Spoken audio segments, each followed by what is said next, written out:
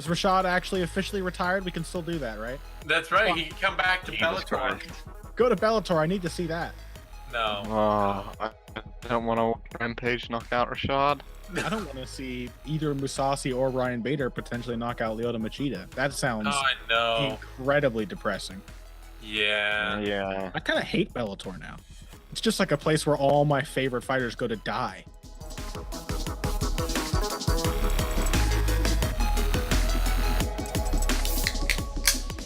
What up, everybody, and welcome back to yet another Sound of Violence podcast. This is episode 81. We are an MMA podcast that talks about MMA podcasts. Each week, we let you know the shows you should catch, skip, and can't miss. I am Pulver, and we are finally back with a real episode. I'm here with my co-host, Chris Medaffer. What up, dude? This heat is killing me, dude. Jesus Christ. It's warm as a motherfucker. This person who already deals with eczema without it being hot. This is not fun, dude. No, it got real bad all of a really sudden. bad. It was like fine until I closed the two windows, and then it turned into a goddamn sauna. So, Fuck. we will, worst case, we will take a quick break and step outside or something if we have to. But this week, luckily, we are drinking a very refreshing drink from Fugu Vodka, actually from Cutwater Spirits, using their Fugu Vodka. This is really good. You picked it up, right? Yep. Yeah, it's probably my favorite drink that they do overall. This is the most refreshing to me. Yeah, you want to tell them what it is? Oh, yeah. Sorry, see, I just blanked. You know what, let's not tell them. Just kidding. No, it's Cutwater's, they use their Fugu vodka. It's the grapefruit vodka soda. So it's vodka with just carbonated water and grapefruit flavor. Yeah, like zero It's sweetness. as simple as that, It's yeah. really refreshing. It actually is 100% helping with this heat. So, shouts out to Cutwater for saving us during this episode. But we highly recommend that. And also, I have some Miller High Life that I got as a backup beer. So, shouts out to our Doug Stanhope presents. No, wait, Papa Vodka presents. Doug Stanhope presents. Whatever fucking booze we're drinking at the time that doesn't actually sponsor us. Anyway, let's get into format. It has been a while since we've done an actual episode. Yeah. And I was surprised. I feel like there was more podcasts last week almost than there were this week. Or like about the same amount, which surprises me. I felt like there was definitely a shortage this week, I kind of noticed. Yeah, I'm assuming it's because of the holiday, and we are recording on Thursday this week since you're going to be at International Fight Week. Yep, I will be in Vegas on Saturday, where I'm going to hate being outside because it's just be 112 fucking degrees. That's right. Think of this as prepping you for Vegas. Yeah. Because it's got to be at least 90 in here. But yeah, dude, there's no way I'm staying outside when fuck that, dude. I'm just going to be indoors. I'm not dealing with that. Not trying to deal with that nasty sunburn No, again. It's like, people ask sometimes, oh, would you rather be in extreme cold or extreme heat? Well, fucking extreme cold, you can bundle always up, fix that, motherfucker. yeah. No, give you one of those high-tech insulated jackets with a temperature gauge on it, dude. You press a fucking button, you know what I mean? You can make it 100 degrees when it's like fucking 0 degrees. Well, that and I always say, like, you can definitely drink your way through cold. You can't drink your way through heat. No. You fucking die. You have to get one of those goofy-ass Mister hats, look like a real tourist. Yeah. Or like that one thing you showed me. With the dude with the the guy's water wearing like a water pump backpack, but it has like a spout on the top, pouring water in his head. Real dumb. It's stupid as shit, but... Oh, man. Thank God the T-Mobile Arena is indoors. That's true. And also, so is the Palms, which I would recommend... Oh, that's right, you're not there Friday. Anyone in Vegas, I would recommend just hanging out at the Palms at, like, some fucking decent slots or blackjack. And then if anyone asks, just be like, you guys don't have any comps for the UFC thing tonight, do you? Because I bet you, even though that's a smaller venue, I bet you that there'll probably be some comps for that TUF card. Although, who knows? Vegas and comps are like not like they used to be, dude. Yeah. You have to you can get a comp. Come sit through 8 hours of real estate talk at this off-site building with way far from the strip. With fucking Jordan Belfort or some shit. That's right. Hey, I got a $100 dinner at the Stratosphere one time for talking to a lady who I'm pretty sure wants to fuck the dead body of Prince. She was like, it's Vegas, so it doesn't surprise me. She was like 60. Everything she wore was purple and like fucking velvet, Did she crushed have, like, velvet. This little medallion thing too? She had a brooch with the Prince Cross. She had a necklace with the Prince Cross. She had rings with the Prince Cross. So she just lives vicariously through him. That's right. And she was trying to sell us on real estate on a travel. Sorry, what are those terrible travel package things? Like they come with timeshare? Yes, timeshare. Trying to sell us on a timeshare. Me and my girlfriend were real drunk, and we're like, dude, I will sit through 2 hours of bullshit for a decent dinner because we are both broke as shit right now. Yeah.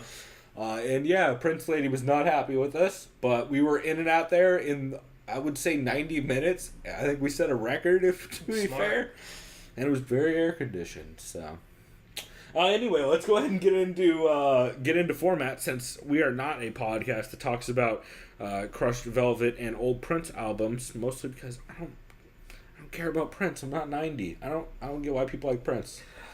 I'll say this: he's an extremely talented songwriter. He was a great musician. Guess he doesn't make music that I would want to listen to because I'm not a girl or 90. He wrote a lot of music for, I believe it was Madonna and a couple other very, very popular. You know what I mean? Like, he's no one I would ever want to listen to. But yeah, no, I'm not saying I didn't listen to him, or obviously I don't listen to Madonna either. But just, credit to him. If you're a good songwriter, you're right for anyone. I mean, good for you. And shit, he's very talented. But yeah.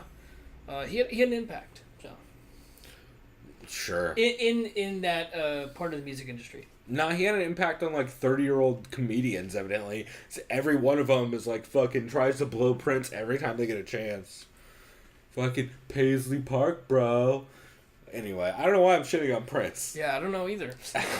I think it's the heat. I might be stroking out, you guys. Luckily, there's an ambulance coming, so we should be okay. There it is, guys.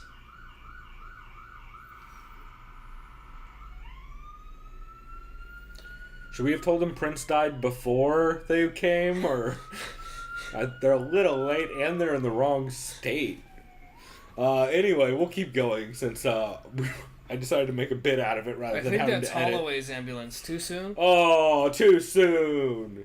I heard it's Anthony Pettis' ambulance, according to Zane Simon, for some weird reason. That was so weird. Well, that was weird. Anyway, now that I've said let's get into format 6 times, let's actually get into format. Chris, why don't you start us off with the show you think people should catch this week? So, the catch here is, pun intended, I don't have a can't miss or skip, so I have 3 catches, which are all solid, so I'll start from the top. Okay. First one, and obviously I'll just say this for now and then let you do the rest of the format as well. Sure. Untitled MMA Podcast, I think is what they're called. Yeah. Yeah. Yeah, they're one of the ones that are always on the MMA Podcast. These guys are funny. I've heard them before. It's pretty short episodes, but I kind of like that because I crammed a lot of... I didn't listen to a lot of podcasts this week, but a lot of short ones. Mm-hmm. They start off by discussing news of the Kimbo Slice biopic, which is interesting. The movie that's going to be coming out, I think, in late 2019, so late next year. Yeah, the dude from Black Panther. Yeah, that's why I'm kind of excited. Winston Duke's a solid actor. He's been in a bunch of, I think, indie films and kind of smaller roles, and I liked his role in Black Panther. He seems like a very intimidating guy. He was also in Infinity War, too, so... I was hoping Idris Elba would gain like 100 pounds. I know, right? But really, I mean, I guess that's a close second. Or, hey, maybe Idris Elba gains 200 pounds and he plays Dada in the sequel. Speaking of which, the thing that made me laugh, who they suggested, who should play Dada? CeeLo Green? And they just start laughing. Pretty good. Pretty good. So, I'm into that. That was a pretty good laugh. They talked about Oscar De La Hoya, his first MMA venture, not counting the ties to affliction he had. I guess he did have. He had limited ties to affliction. Yeah. Is Chuck versus Tito 3, and they couldn't help but laugh. Which the fucking face-off happened, which is depressing. So that whole thing is depressing. They're like, this is a fight that's going on that doesn't have an undercard. It's just, I mean, Tito's won a fight in the last 10 years, so I feel like it's pretty clear which way that one's going to go. They talked about Ben Askren for some reason. I can't remember why. One of them said, in quotes, "I'll fucking fight Ben Askren on the undercard, you piece of garbage from Wisconsin, you fluffy-headed fuck." Okay, I appreciate... He's being cheeky, obviously. I was going to say, Ben Askren a lot. I appreciate the enthusiasm on that one. I think they were saying, let's just throw Ben Askren in on that card for De La Hoya and have him fight someone in a freak show fight. Why not get Ben Askren paid? That's the real thing. It says, since it appears Whittaker will be fighting Chris Wyman next at possibly Madison Square Garden, they said Romero versus Gastelum sounds fun. That's interesting, but you can't let Romero fight at 185 again. You can't. He has to go up before he can fight at 185 again. Yeah. Because you can't blow weight for 2 title fights in a row. You can't do that. Like, that shit is real not okay. I don't care how much Malky tries to argue. To be fair, he could make 186. Well, he probably can't even make 186 anymore. So, I don't want to even talk about that. Yeah. But they said they think who's the most interesting fighter in the UFC. They said it's Max Holloway because he can have great fights against top lightweights as well. Very true. Potentially. We'll talk about Max Holloway later in this show since we are recording this Thursday. Yeah, they said one of the other most interesting fighters is Justin Gaethje because every fight is a banger. Yeah. And you're always going to be entertained. And that's what he aims to do. He's like a more well-rounded and less, uses less abilities than John Lineker. Yeah. They talked about we'll talk about Max later, but they said who would you favor in a rematch with BK? They'd give the nod to Max. I would have before this weekend too. I think I still would. But I need to see him fight somebody in the meantime. I'll say now I'm gonna reserve all judgments. Or you could preserve it too.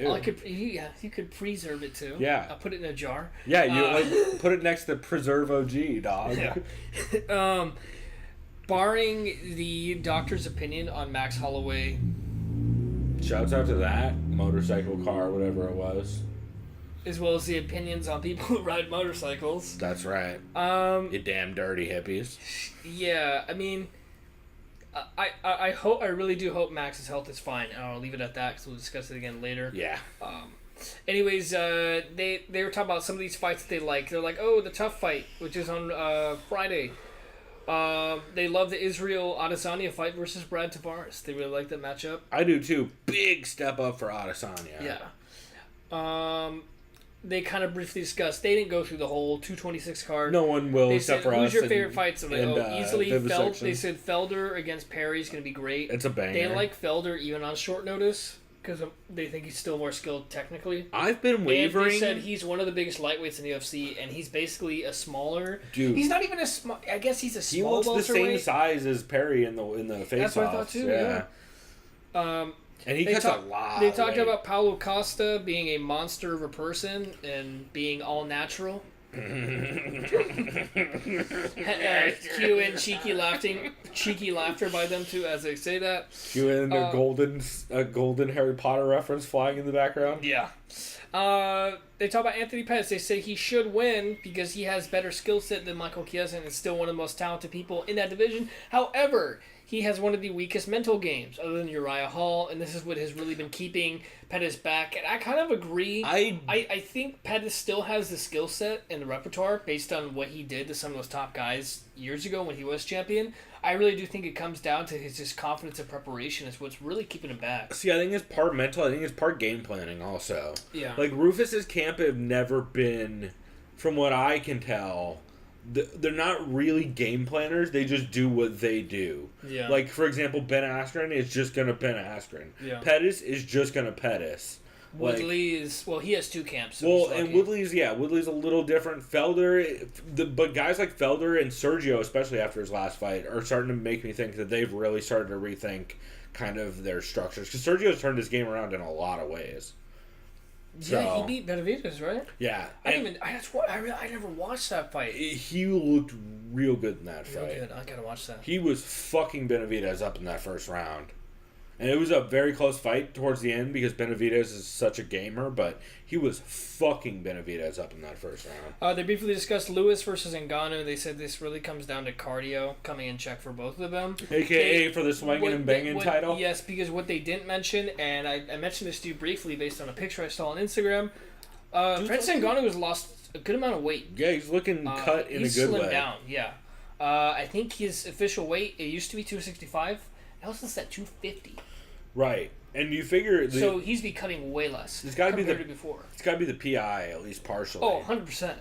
Then they probably told him, hey, they probably looked at this fight, like, hey man, listen, barring, obviously we're going to improve your wrestling and sprawl skills, because they know they have to address that at some point. Well, but that's not like PI. They don't have wrestling I was going to get to that. As far as the PI stuff, they know, wait, you need to lose some weight too, and kind of restructure that into your body type for what kind of fighter you want to be. We get it. You want to be a boxer. Yeah. That was your main foray in MMA.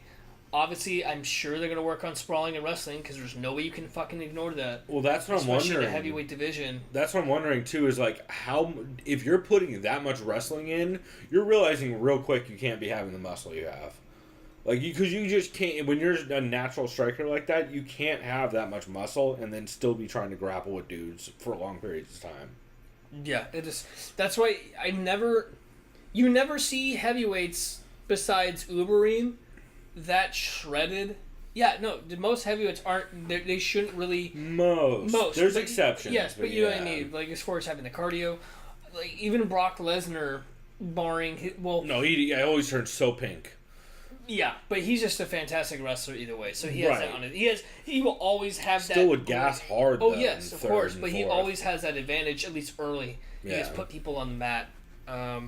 Anyways, I'm kind of just stalling here. They kind of have a little couple of picks. They both pick Ngannou. I think they said he's gonna. I've heard a lot of that this week. They have him finishing Lewis. I think early second round, something like that. I've heard a lot of people picking Ngannou in the first two. At the timing of this, they both had Holloway. They think Holloway's the most well-rounded fighter in the UFC besides Demetrius Johnson. Not when GSP's still around, but yeah, I get it. They think Ferguson's number 3 and T-City's potentially top 5. I don't think I agree with that. I wouldn't agree with that either. Well, actually, you could argue Ferguson, Ferguson's the one thing they kind of lost me at is they started making an argument for is Kane still considered the best heavyweight ever? Can you mention that? I don't think you can anymore. Barring, in my opinion, and one of them brought it up, look at the strength of schedule that Stipe ran through. It's the rematches that kill Kane. Yeah, and compared to Kane, the fact that Kane got... He fought like 3 dudes. He lost to Verdum. We get it, you know. Kane also fought the same 3 dudes for like 6 years. Yeah, I've said this and I'll say it again. I don't think Kane... Barring, even if he's healthy, it's still not going to be 100% Kane, which is why I would pick Stipe against him. I would love to see that fight, I would still love to see that fight. Oh, hell yeah. I would still pick Stipe pretty much every time. If anybody was going to put a pace on Kane, on Stipe, it'd be Kane. Yeah. And I love that DC on TUF was like, talking shit to Stipe. He's like, Stipe, when I win the belt, I'm just going to give it right back to you, dude, because I don't want... I'm like, all right, I'm back to light heavyweight. Have a good one, Stipe. Yeah, good luck with Kane. So, it should be interesting. And then they just at the end just talk about who's the true GOAT of the UFC with a bunch of hypotheticals. They basically said right now it's still GSP. I think right now it's GSP. It's GSP or DJ, and it's probably GSP off of strength of schedule. Yeah. Like it's just like every other sport. Yeah. You got to say, who have you fought? Who have you played against? And it's just like GSP's like range and variety of range over time was super fucking strong. It doesn't mean DJ isn't going to end up winning him out on that, especially if he ever ends up fighting some of those 35ers. Like that is how. Well, or Dom, like the rematch with Dom would be very cool. It'd be fun, but I don't know if he takes that fight nowadays. Well, maybe not. Well, barring on Cruz's health. Hey, that's a fight that I think if Cruz came back, Cruz might take that fight. Like, yeah, I don't see why not, because he's like, I still outweigh him, and I'm way bigger than him. And he's arguably like by definition a better wrestler credentials wise. Yeah. And I think that's something that DJ. So yeah, I'll go through. That was my first catch. I'll get to the other ones later. How about you? What's So I actually have 2 catches since we have been gone for a week on the regular show. So I figured I would jump into a couple different ones for each of the sections. For my catch, the first one I wanted to shout out was from, I believe it was last week, the Church of What's Happening Now, episode 597, with Joe Schilling and Mickey Gall. Oh, yeah. Which is Joey Diaz's podcast, if you guys don't know. It's just fucking great. Lisa, yeah. They're there smoking shitloads of weed with Joey, because they're both, neither has a fight coming up. They both smoke a shitload of weed. They talk a lot about training Muay Thai. Because I forgot, if Mickey smokes a bunch, he only gets in trouble if it's in camp, right? It's only week of the fight. Oh yeah, that's right. So yeah, it's actually technically, I think it's either 12 or 24 hours prior and I think it's 12 hours prior and 12 hours after you have to be clean. Oh, that's why Dana kind of. And there's a. That's why kind of Dana lashed out at Gastelum was like, hey. I needed someone to step up at 225, but he had personal issues. Well, no, that one was a little different, though, because they weren't paying Gastelum to be on hold. Oh, that's like, there was negotiations, but they never agreed on anything. Okay. And then Dana's just talking That makes a lot more sense. I thought he was insinuating he was, like, high. Of course he's insinuating all kinds of shit, because he's a giant red lobster of a man. Tomato. I mean, yeah. But yeah. If a lobster and a tomato had a very fat baby, that's what... Shouts out to your boy. Lobster. Yeah, shouts out to your boy who has the key to the city of Vegas right now. So, yeah, it was just a good episode. Joe Schilling and Mickey talk a lot about weed with Joey, because of course they do. Joe says that he bet his house on Mickey TKOing or KOing a guy in his next fight or two. Oh, wow. Just like fucking flatlining a dude. Jesus, you guys, I didn't know I was... Somebody should look. It's Fast 10. Bro. Let me look for Vin Diesel outside real quick. I think I just saw the ghost of Paul Walker. No, this is that movie Torque with Ice Cube. Oh, those are sweet! bikes. Fucking love that movie. Shouts out to it wasn't Ja Rule. Who the fuck was in that movie? No, well, Ice Cube was in it for sure. Ice Cube, but there was somebody else in that movie. Wait. I'll look it up while you talk. Yeah. Because it'll be hilarious. It's ridiculous. Anyway, they're also drinking Heineken's the entire episode, which is dope. They talk about getting in fights in school, and they also talk a bit about the High Rollers BJJ tournament, which is cool. You know about that, right? I've heard of it. Yeah, where like everybody smokes weed before they grapple, and evidently Joe Schilling competed in that. Which is pretty dope, because Joe's become a pretty big like outward proponent of marijuana lately, or cannabis, I should say. Wow, holy fuck! Guess who was in that movie Torque? A lot of people. Who was very who's very unfunny comedian. Dane Cook. Well, duh. Look at what year it was. 2004. Exactly. You mean prime Dane Cook years? Yeah. He was in movies with fucking Jessica Alba at the time. That's and right. Shit. Yeah. Anyway, yeah, it was just a really good episode. If you guys imagine if Mickey Gall and Joe Schilling hung out with Joey Diaz, that's how that episode went. It does talk a lot about Joey doing a lot of Muay Thai cardio lately. Like he's getting all his cardio from Muay Thai and BJJ nowadays. And there's some interesting stuff. Joe Schilling is always a fascinating dude, and he's just hanging out talking shit with him and Mickey. But yeah, Joey Diaz is very high, and Lisa keeps getting dosed in the background. It's a good app. I recommend it. So why don't you get us on to another one you recommend people catch this week? So another catch is our friend Jack Slack with Fights Gone By. I missed that one, actually. Also known as, the episode is called The Big Bastard Bumper.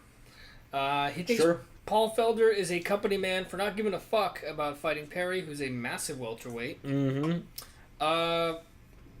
He says basically when it comes to negotiations, once a fighter has a leverage, you say, fuck you, pay me, pretty much. I quit like a motherfucker. Yep. Or Connor. Well, coked up Dolly days. Still. He still has insane leverage. Insane leverage. Yeah. Fucking Nate Diaz still has leverage. Nick Diaz would have still had leverage if he wasn't under charges. Yeah. Alleged charges. Yes. He mentions Diego Brandao has gone to Ryzen. Which is interesting considering Diego Brandao's last fight was an ACB where he got up and jumped over the cage and walked out during the fight because the guy bit him or something fucked, or eye gouged him or something fucked up. I'd probably do that too. It was weird, and then like everyone was throwing beers and stuff. It was very fucking weird. He said Tito. Okay, so this is for people who follow club soccer. Obviously, Jack is English, so bear with him unless if you're not a soccer guy. British as fuck. He said Tito versus Chuck 3 is like 2003 Manchester United versus 2003 Manchester City in 2018. So basically, it's basically like white guys fighting. It's like you take two prime guys, and say like, oh wait, it's 2018. So if you took all the players from 2003 Man City and Man United, that would make no sense because they'd be all old as shit and would get stomped on. Okay. So it's like, so basically you'd be watching a soccer match between everyone who's 40 to 45 years old. Not entertaining at all. At all. Can you imagine watching the World Cup and seeing two teams that are all over their 40s? No, because there's a reason why no one in the World Cup is 40 years old, because they retired from international play before they're 40. That's why David Beckham, right? He retired when he was like 37. Oh, but guess where all the old retired guys go? the United States, aka Major League Soccer. Because guess what? They shit on all the American players because they're still that much better than them. It's like how no one wants to watch Patrick Ewing and Larry Bird do one-on-one right now. Yeah, no. It's like, what are we doing? They're like, can we play golf and like go have cigars and some scotch? Why don't we just watch like adults? Yeah. So, and shouts out to that. I need to do that, man. I need to go play some golf and goddamn get a cooler. Yeah, worst case, you go to Top Golf while you're in Vegas. That place is supposed to be dope. Oh, yeah. Shit. Is that the one where it has the, like, the massive nets and shit? Yeah. Oh, so like the one in New York. I think it's like the same company. I think probably. Yeah. Anyways, he said, if you buy Cheeto vs. Chuck 3, you are part of what's wrong with the business. I agree. Definitely steal it, just like Conor. He then goes on a rant about Brazilian Paulo Costa and Cuban Yoel Romero. Let me guess. He called him a juicy boy? Yeah, he said they're juicy boys. He said they're roided. They're roided big time. He said they just keep passing the test. Doesn't mean they're not juicing. He said Anderson Silva most likely did roids before his leg injury because he ended up popping on a random test. He said, how come no one keeps mentioning that he popped on a random test? Yes, and I'm not saying he did it. This is the thing. He's popped twice for steroids. If you ask right now, do you think Silva was roided up during his prime? I would say yes. I'm sorry. Yes. Everyone think he was. On roids. Yeah. Everyone who's fighting was too, though. That shouldn't be downplayed. It's just the nature of sports. Well, especially that era. And yes, and you always want to be better than your competition. So if that means, yes, I can get away with being on roids and not get caught, of course you're going to do that. Oh, for sure. And if Why do you think he never fucking bled? Well, if everyone thinks most of ACB isn't on EPO, they're out of their goddamn minds. Yeah. By the way, shouts out to the Russian national soccer team, being some of their players being on roids. What did they get caught with specifically, do you know? I think it's when you mentioned like EPO and shit like that. That would make the most I think it was sense, EPO. 'cause it's a cardio thing. And by the way, good luck against Croatia this weekend. You'll need it. Anyone who's betting, go ahead and bet on Russia if you think they're going to rig a massive upset. I doubt it, but again, it's FIFA. Who knows? That's on Saturday. Anyways, then he goes on a rant. If it's anything like EA's dirty business tactics. He goes on a rant. Francis Ngannou is the most overhyped fighter of all time. He just said I'm on board with that. He said there's a number of boxers and kickboxers who hit harder than them. I knew that. Actually, no, not of all time, because not of all time. Fucking Roger Huerta exists. And so does Brandon Vera, who I like both of, actually. They're both very cool, and they both became very skilled. But at the time, they were like... Brandon Vera was talking about winning 2 belts before he won 1. Oh my god. I used to always compare Conor to him. But yeah, no, I agree. I don't know why everyone loves He said Francis Ngannou is fortunate to be in a shallow heavyweight division. I mean, yeah. Just what I say, is Francis Ngannou a very athletic fighter? Yes, of course he's very athletic. Super. It's like how OSP is overrated. But like, OSP is more well-rounded. Yeah. Like, OSP has a ground game. Yeah. He says Lewis versus Ngannou, like everyone has said or parroted all week, it comes down to cardio. Who has better cardio? He goes out and says, I think Max Holloway is the #1 pound-for-pound fighter in the UFC. Arguable. He says Ortega's going to be a big-ass test yet. Unfortunately, that fight's not happening. Yeah. He said the main event... Oh, it kills me. I know, it kills me, because now I don't get to watch that both. in person. And we both had him in fantasy. By the way, I'm going to be... I don't know, I can't FaceTime you because you don't have iPhone, but I think there's an app like Google Hangout or some shit you should download. Maybe, dude, I should do it. We'll download that, and literally I'll just be like, hey, motherfucker, look where I am. You know what I mean? You just look on your phone. I should do that. Yeah. Yeah. He thinks Stipe will win based on... Or Skype, motherfucker, if you just download it. We've talked over Skype a bunch of times. Yeah. We'll do Skype video. He thinks Stipe is going to win based on better jab. He thinks his takedown defense is good enough to negate Cormier for most of the fight, at least early on. Right. And they said the main thing is he's the bigger man and he loves leg kicks. True. Interesting. Yeah. So that was my second catch. Yeah, I always enjoy that dude's take on things because, again, he's one of those guys who does a lot of tape study, and he doesn't go off instinct that often. Oh, and if you're a boxing fan, you love him as well. Yeah. He's a very, very savvy individual when it comes to boxing technique, boxing history. Yeah, boxing and old school martial arts, like traditional martial arts. He's done a lot of study on what of that's bullshit, what isn't. Like his whole Vice series was about that. So I think that dude, as salty as he is, he gets under people's skin. Kind of similar to Luke Thomas. Like when you get too salty and like you shit on enough people, you make a lot of people mad. But I don't mind that. I generally enjoy people who shit on more people than not. So good times. But okay, so my other catch is actually you know how your catch was insightful commentary on what was happening? This next catch is called Punch Kick Chill, which we talked about last week. I was entertained by that. And did you watch it? No, but I remember the one last time you were like, hey man, just listen to Oh yeah, that's right, we played a clip of it. Oh yeah, when I had it as one of the new shows. So how was it this time? So they did DC versus Josh Barnett. Were they both pretty fucking high? Oh, super high every time. It always transitions off into like weird talk about trans-dimensional universes and shit. We have to do that at one point, but when I don't have a piece of shit computer and have that mic, I'm still gonna make that trade with you. Yeah, we're gonna figure that out. We have to do one episode of that. It has to be on a card, and I don't like to disrespect other organizations, but it should be on a card that we're not as enthusiastic about. Would you agree? You mean like a really high commentary? Yeah, like we should literally do an episode. No, special edition episode of Sound of Violence. Yeah. We're both high as shit. Have you ever seen King of the Cage Wet and Wild? Where it rains during an outdoor... Yes, you showed me that. Have we watched that card? Some of it. That's what we should do it on if we're going to do it, because it's the perfect one. I forgot, is our boy Joel Super not on there? It was No, that was a different WEC card. But that actually also, we could do it for a Halloween Havoc. Halloween Havoc is the WWE one, right? Dude, I have no idea. Halloween Fury, I think, is the WEC version. I think that it's Did you say WWE fighting? I think Halloween Havoc is WWE. Halloween Fury is WEC. I'll have to. I might be mixing. I'll just say this: as far as WWE goes, is it entertaining? Yes, if you, of course you know that it's fake as shit and it's entertaining. Because remember I told you the last time I saw it, it was on randomly at I can't remember where the fuck I was, but it was on TV, and I remember it showed Brock Lesnar, some Roman Reigns dude, said, all right, you're getting arrested. U.S. Marshals, right, in quotes, arresting him, right, and he knocks them all out. That's legal. And then out of nowhere, Brock Lesnar shows up, like fucking hurts his neck. The dude gets put... No. Brock Lesnar hurts his own neck? No, someone hurts him.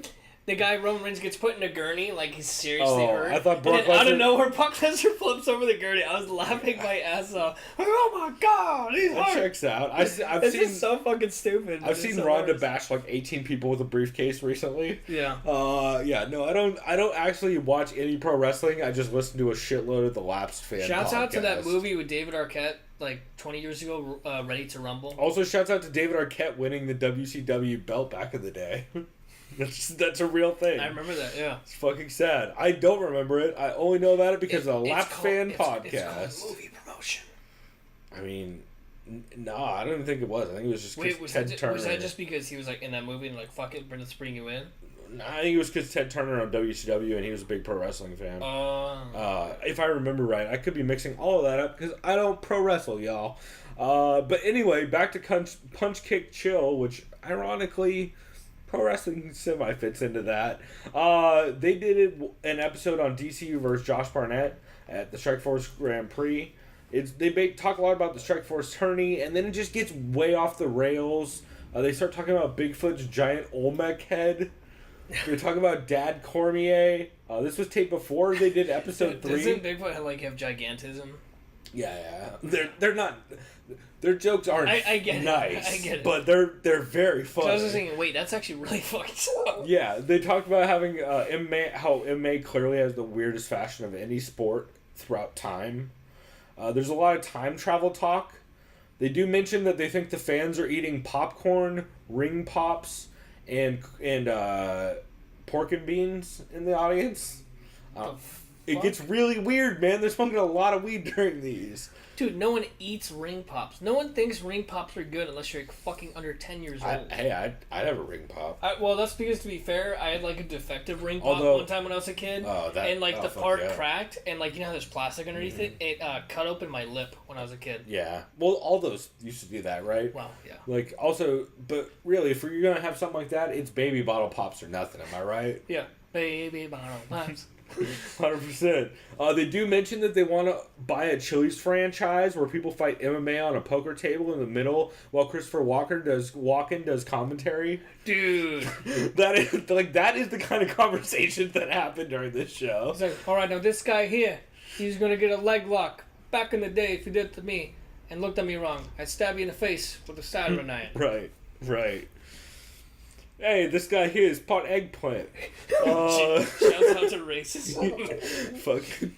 Shouts out to True Romance. I love True Romance. It's one of my favorite movies. Yeah. But yeah, it's that last statement about how they decided they want to buy a Chili's so that they can have a giant poker table surface in the center for people to fight on while Christopher Walken commentates. Dude, that's pretty creative. 100% describes that show.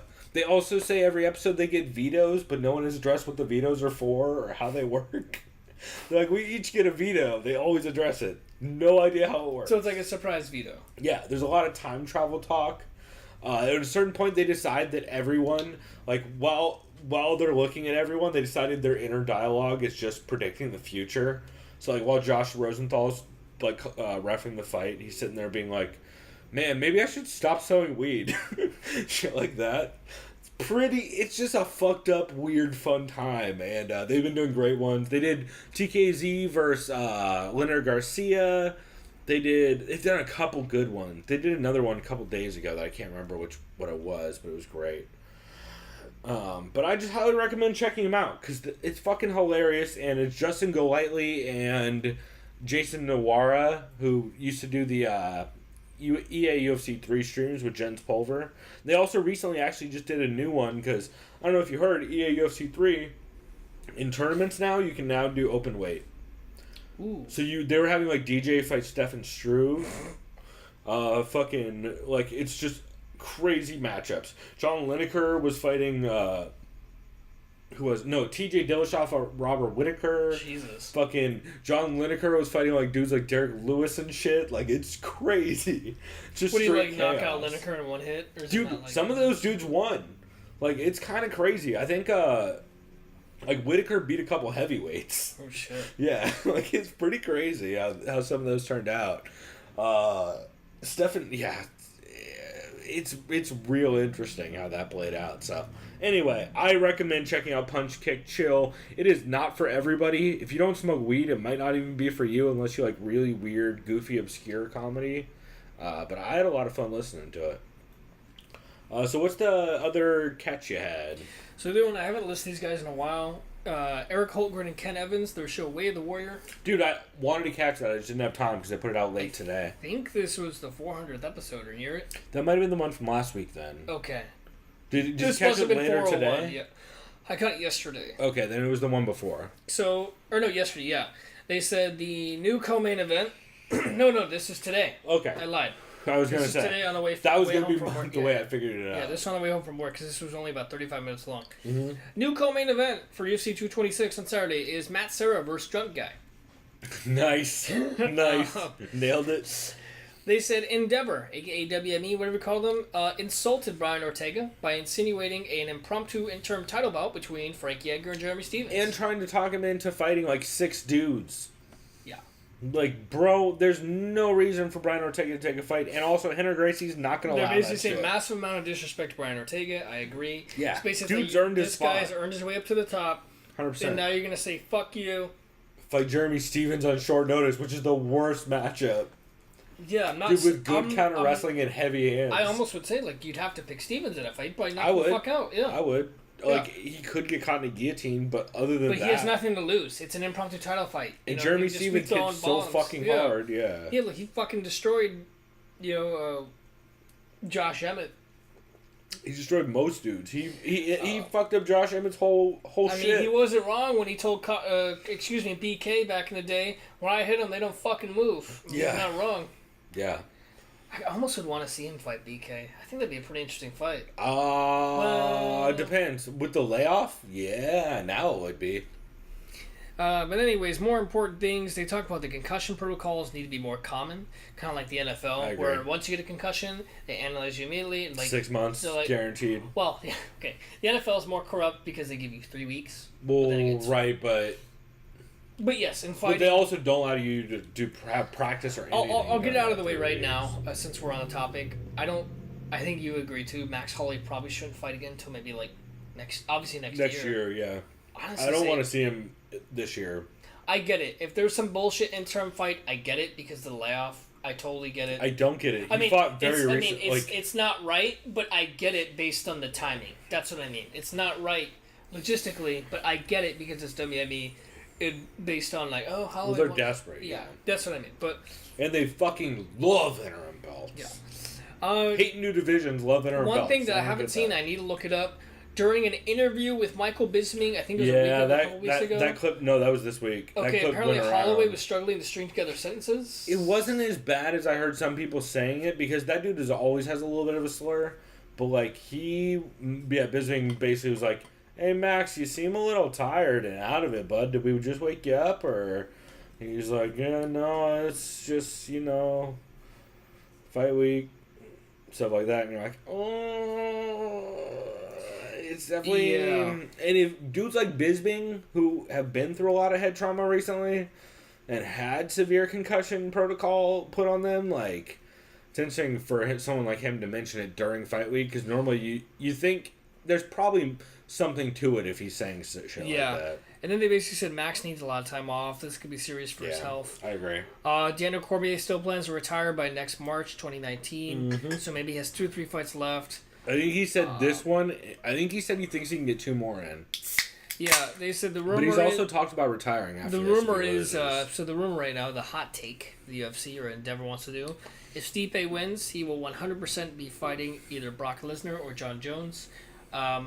If you were to ask me who's he going to fight, it's definitely be Brock Lesnar. Yeah. Because they could do that quicker than... I think him and DC get Brock. Wondering what's happening with Jones, because that's still in the air. I think Brock... It's not even really in the air, he's just still banned. I think Brock would prefer DC. Yeah. 100%. Because he's like, oh, wrestler. Great. A wrestler that weighs 200... makes 205 pounds. I weigh more than... I weigh almost 100 pounds more than... Oh, yeah, give me the fat guy. Meanwhile, Brock gonna get killed. Yeah. Either way... they said Brock, the fact that Brock is in Vegas means they're going to announce something for Brock, or potentially for Brock, because he never leaves his house in Saskatchewan. That's actually, yeah. They said if he's in town this weekend, something's going down, no matter what. They discussed what's next for Stipe and DC. They talk about all these hypothetical stuff. They said it's interesting how BK acknowledged Max as the champ, blah, blah, blah, with that tweet. That's actually kind of surprising, too. Not really. Dude needs to keep his name in the media. That is true. And that's how you do it. They discussed the Hall of Fame induction and what Ronda means to women. Also, I don't think he tweeted that. Yeah, probably not. I don't think he runs his Twitter anymore. What is it? Agent Audiatar, whatever his name is? Yeah. I think it's Audi or Kavanaugh. Or is it Mercedes? I was going to make a stupid car joke. Nice. No, I think it's Audi or Kavanaugh. Unless... it's some crazy sounding shit where he says the word champ. And then I think it's that dude. Yeah. Also pictures of his kid. I just realized, imagine how much worse it would be if Robert Brighton, Ali Abdelaziz was the manager of BK. Oh, God. Could be worse. Well, no. You know why? Because the Khabib fight would happen. Oh, yeah, that's because he likes Russians and Kadyrov better than he likes Connor. Speaking of which, even if he was, do you think that fight's gonna go down October 20th? No, are you out of your mind? No, Connor doesn't fight this year. I don't think so either. That's fucking bullshit. There's too many legal proceedings. That and the fact that John Kavanaugh is like trying to talk people into the Nate Diaz fight. I just wanted to fuck with you by bringing y'all that are up. out of your fucking mind. Everyone's on that fucking hype train. It's like, oh my nope. God, this is the most comical bullshit. Like. Could it happen? Yes. Yeah. Will it happen in Russia? Probably not. 100% no. No way. Will it happen in October? Probably fucking not. Yeah, no. You know what I should look up? Remind me on the break. I'm going to look up when the last time Connor was tested. Because I bet it was a long time ago. Probably right. And normally, like, I would assume he's still in the testing pool. But yeah, also, it's been 2 years. Like, maybe he's not. They're probably like, oh, he's clean minus all the cocaine, so he's good. Hey, well, they as they learned from the John Jones incident, they're not supposed to release that information outside of fight week. Yeah. So So that's what I got for my 3 catches. How about you? Do you have any can't misses or skips? So I do have a skip, and it's got a big old caveat. The only skip I had this week was MMAJunkie Radio 2719. And the only reason is because I literally was forced to skip it this week, even though I really wanted to talk about it. They had, God, the lineup is crazy. They had, like, Jimmy Smith, Art Davey, not Campbell McLaren. Jesus Christ, I am so sorry, Sean Wheelock, that I just confused you with Campbell McLaren. It was Art Davey, Sean Wheelock, Jimmy Smith, and like 1 or 2 other people. Oh, Dan Henderson and somebody else all in the same episode. I was very excited to hear it. I pull up their YouTube video while I'm at work because that's the only way you can listen to it live, and there's no motherfucking audio. I then go to their YouTube video that they post afterwards because I'm thinking, hey, they probably fixed that audio. Nope, didn't fix the audio. Oh, that's a shame. And then as we started this episode, I noticed, oh, their audio's finally up. So I can't cover that episode. I'm forced to skip it. It might have made it up on my list. Pretty reasonable to assume that. But I couldn't hear it, so I'm forced to skip it. I was surprised that I will briefly mention the Brennan Schaub episode of JRE MMA show was actually kind of okay. Wasn't like as bad as I expected, so that would have been my other skip, but it was actually kind of alright. Alright. And yeah, that was the only skip I had for this week. I didn't really have anything that stood out to me as something that's... Yeah, although I should also mention, did not listen to Ariel's show this week, and I felt fine about it. Yeah, I listened to Luke Thomas's, and I thought it was solid. I just didn't write notes. I was kind of just listening. We'll talk about it for, like, very briefly in a minute, but, yeah, Luke's show was better than Ariel's, but then again, I didn't listen to Ariel's. I'm just assuming. For my can't miss, I have a 3-part can't miss. All are kind of related. So we mentioned briefly last week that there was a very special Heavy Hands episode where Pat announced that he is leaving Heavy Hands and that Phil McKenzie's going to be on, taking over for him. Pat says that he basically just can't do it anymore after not caring about Jacare versus Kelvin, even though it was a great fight. He just didn't give a shit, and he just decided, like, I can't do this anymore. So they announced Phil McKenzie is going to be the replacement, a.k.a. Evil Greg Jackson on Twitter. They each picked 2 memorable fights to break down retrospectively. So, like, any 2 old fights that they wanted to break down for any reason. And it was just really cool. They talked about Fedor versus Crow Cop, Rory versus Tyron, Robbie versus Rory 2, Jose Aldo versus Holloway 1. Did you say Jose? I did say Jose like a fucking Guido. Goddamn Jose. Fucking Jesus. I sound like Zane Simon. Trying to pronounce it. Actually, he even says Jose. I sound like fucking Matt Serra. Jose! Let's see. They also talked about Alvarez versus Joachim Hansen and Dream, and Fedor. They basically went through each of those and talked about why they thought it was interesting. Fedor essentially creating the stereotypical way to beat a kickboxer. Like, that game plan, Fedor was the first to use basically in that fight, and that is 100% the textbook on how to beat a kickboxer. You just close the difference and close the distance, throw a lot of hooks, and kind of just shut down any kind of offense he's able to have off of that. And just a lot of really interesting points. It's a great illustration of why that show is just very, very good. And why Pat was special to the sport, or to the analytical side of the sport. And then Heavy Hands 218 was Pat's last episode. Phil was also on that one. He makes some interesting points about Stipe's clinch game being fairly empty. So that was a good point, because when you think about Stipe's fights, he doesn't do a lot in the clinch. Yeah, he kind of just either separates or gets back to the fence, which could play a decent role in this upcoming fight. From there, they talk about DC's deteriorating striking, which they mentioned in the thing I will bring up next.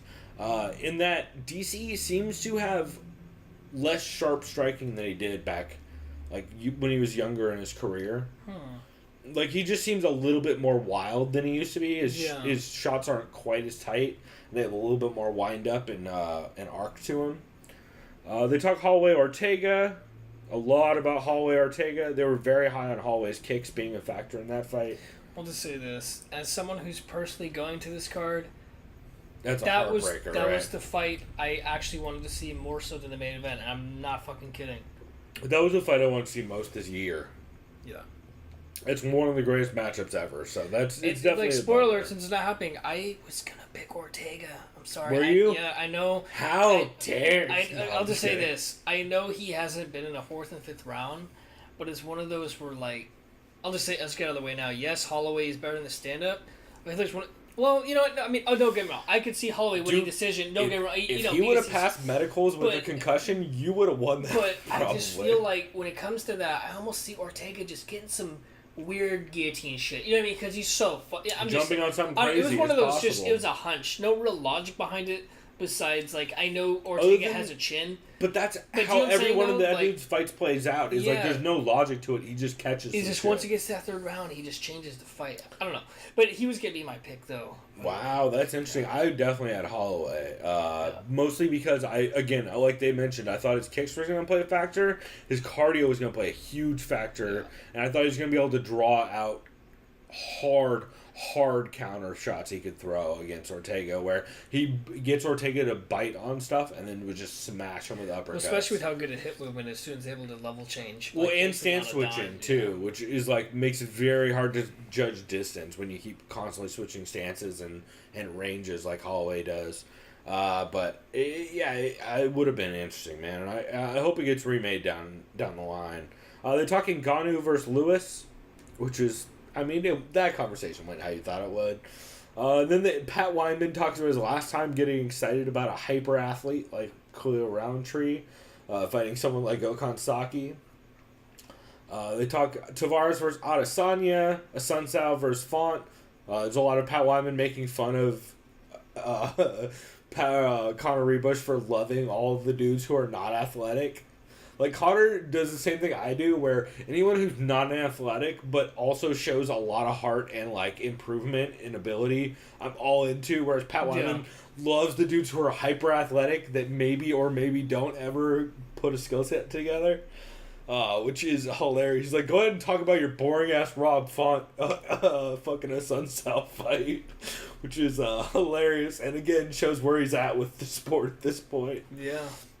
And then Connor, at one point towards the end, does say that Phil's mic is going to be replaced, so he'll have a better microphone, which is good. And then his audio is going to get better because they're going to start recording separately and mixing it, like we did when you were overseas. Because of course, does Phil live in the United Kingdom, like in England? Yeah, he's in the UK. When the fuck do they record? It must be to his. They record midday. Because it's a 9-hour gap. Yeah. Well, but then so again, generally where's Conrad, it's like though? 3 or 4. Where's Rebush at? Where does he live? Connor is in Ohio. Okay, so he's 3 hours ahead of us. Plus, they record at like 3 in the afternoon. So 6 hour difference. So it's like it ends up being like Phil's morning, Connor's late afternoon. So they'll probably be doing it at 9 a.m. in England, I would imagine. So then it's only like 3 p.m. Well, and you got to think he does for Connor, right? Yeah, and you got to think he does MMA to press us with Zane and Connor all the time too. So plus he's used to it. Like he joked about last week that we talked about. Oh, he's always up at fucking 2 in the morning for UFC Yeah, cards, I mentioned it too. I got used to that schedule as just crazy as that was. Yeah. Especially when you're a writer like he is, like it just becomes the norm. But just a very good episode and an excellent example of exactly why I love that show is because they give the kind of in-depth takes where they've done so much tape study over and over and over again on these dudes from their first fight in the UFC to their last fight in the UFC that they just have such a well to draw on. Plus, they've just done so much, not only like actual training, but just studying fighters and fight styles in general. It's very interesting. Everyone who's interested, I highly recommend you go subscribe to the Tides of History podcast. If you guys are all into history, especially world history, a lot of focus on Rome and Europe, especially from Pat, but he does cover a lot of different stuff. But it's a fantastic show, and I've actually very much enjoyed it as of late. You also have Tides of Rome back in the day, which was specifically all Roman history. But I believe he recently just covered... Essentially what he does is he reads a bunch of books, and then he follows a family throughout like so probably like a time and place. So probably like fucking Nero's family or Octavius's family. I don't know. I just remember Nero was like one of the more known like Roman emperors besides Caesar. Well, so for his Tides of Rome podcast, he had a bunch of range. That was an entire show, and then he ended up expanding it into. He probably loves the movie Gladiator. By the way, fantastic movie. Obviously, Russell Crowe. I don't know actually. I didn't listen to a ton. But you know what I mean? Though, like, see what I'm getting at, like, as far as Roman history goes. I didn't listen to a ton of Tides of Rome, but I have listened to some of Tides of History. Okay. It's real interesting. Like, I believe this most recent one, he talked a lot about the Black Plague and how it completely changed how people like interacted and how society worked because like a third of the population died. Well, yeah, it kind of brought to the forefront the disease as a thing. Well, and also, like, hey, maybe don't throw shit in all the water, England. The fuck? Or all of Europe, really, at that time. Yeah. But it's very, very interesting, and he does books and books worth of research for every episode, so... if you guys are at all into stuff like what Dan Carlin does with hardcore history or any of that, Pat is a very well-read dude.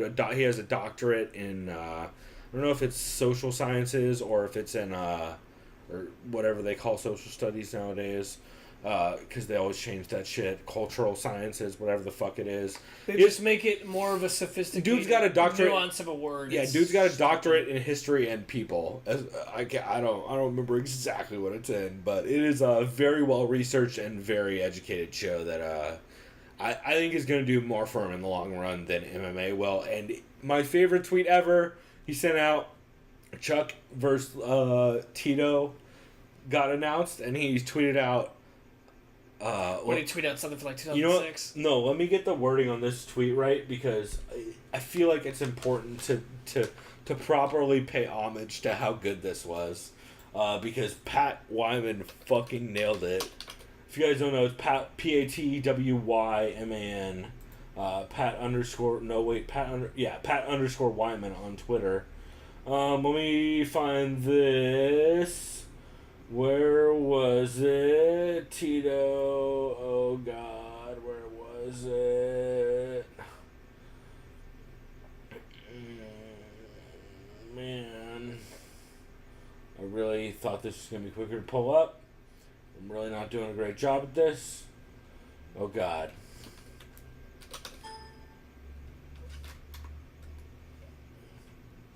Where is it? Oh, here we go. Here's Brett Okamoto's tweet that he's responding to. It's official. Chuck Liddell and Tito Ortiz have signed promotional agreements with Golden Boy for a third MMA fight later this year. Pat Wyman. Me. Did I make the right decision stepping away from MMA?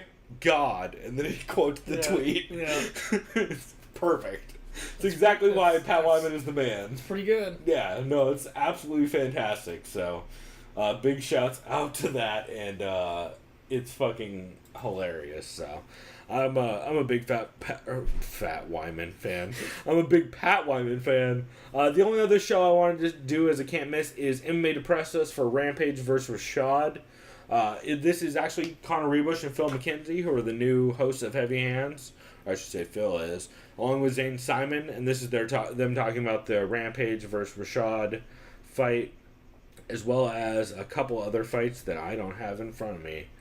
But anyway, they had some hilarious references to like how fucking weird Tap Out was at the time and how they must have had some weird German designer because all their shit was like skulls and weird semi-Nazi but not quite Nazi references. And rhinestones. Yeah, it's a lot of that. And then shouts out to Never Surrender. Yeah. And then they also had the clip that you guys will hear on the intro for this episode. Actually, you've already heard it. Where I believe it's Phil McKenzie said, let me make sure I get this right. I kind of hate Bellator now. Just like the place where all my favorite fighters go to die and just be humiliated. So basically, Bellator is Major League Soccer. Right. All the old, once in their prime great fighters go at the end of their career before they turn 40 years old to entertain Americans who still don't like soccer. Right. It's the Globetrotters. Or Americans who think they know soccer. Yeah. That's what Major League Soccer is. And that's why they always talk about, do you want to bring a Major League Soccer team to San Diego? As the great American... Oh, you mean the Sockers, bro? As the great American Kenny Powers once said, soccer is not a sport. Not when y'all fall over when you get breathed on. As someone who played soccer for like shouts out to Neymar. Yeah. Some of those are so fucking bad, man. I played soccer for like 10 years as a kid. Can't watch it because everyone falls over. Yeah, guess what? In high school, I was gonna try out for varsity. Yeah, guess what? I didn't say it. I played a real sport called hockey. It's probably a good call. Yeah. How did playing hockey work out in a desert? It's called hockey is soccer, but way faster and more physical, and you're not a bitch. You know what I just realized is we can't make fun of hockey in San Diego anymore, considering there's a fucking finals level hockey team in the middle of a desert. Like, the whole joke was like, you're in Southern California playing hockey, bro? Have you seen the movie Airborne? Like, clearly you should be racing down hills on rollerblades with Seth Green, not playing hockey. Yeah. Have you seen the Mighty Ducks? Yeah, that was by the way, that reference, though. I shouts out to Airborne, though. I love Airborne. I remember that movie. There's a commentary out there, I believe I was on it. If not, Dune and Gio were... Shouts out to Dio, rest in peace. That's right. And they also did mention on that Depress Us episode that they're going to try to have Dan Tom on for a upcoming one. Okay. They were going to have him on for the vivisection for 226, but they decided, holy shit, we have to cover 2 cards, and it's Zane and Connor, so there's no way this is going to be under 2 hours, just the 2 of us. Yeah. So they said maybe 227 they'll have Dan Tom on, but I'm excited for that because I think them and Dan Tom will be maybe one of the best combos ever in breakdown history. So, very high on all of that. Is there any new shows you listened to this week? Unfortunately not, man. This is a weird week for me. So, I've got a couple new ones. I'm not going to say a ton about them. I just want to basically run down what they are.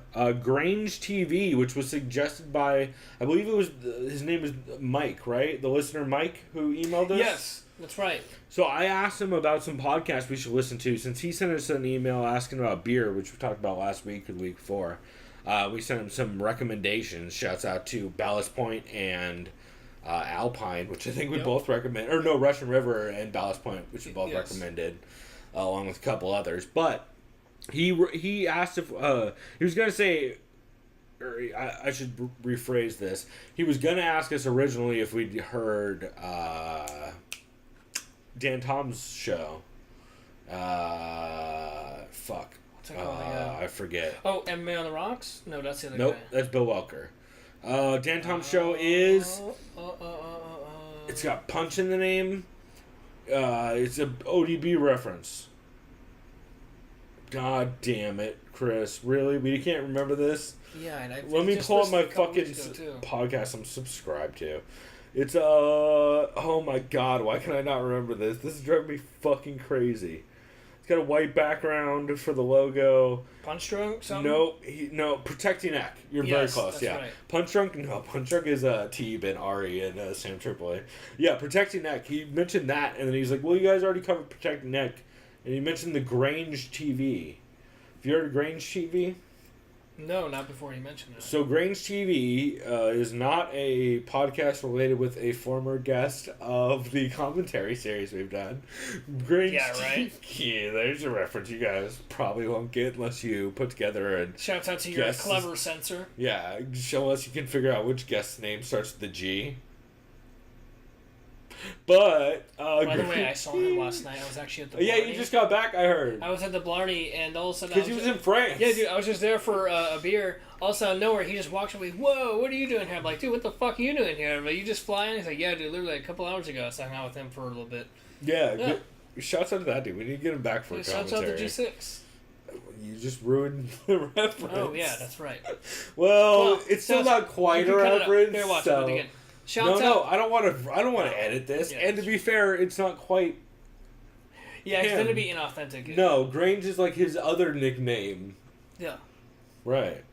Because it's not his name. No. You'll agree to that, right? It's not his name. It's not. No, it's totally different than his name. Anyway, so the I'm trying to recover. So, Grange TV is a show that Robert Whittaker has been on a bunch. I believe it's the one he talked about when he did Tai Tuivasa's show, and he talked about how he's going to start a podcast. He's not on it all the time, though. He's on it every once in a while. It's hosted by a guy named Fabricio.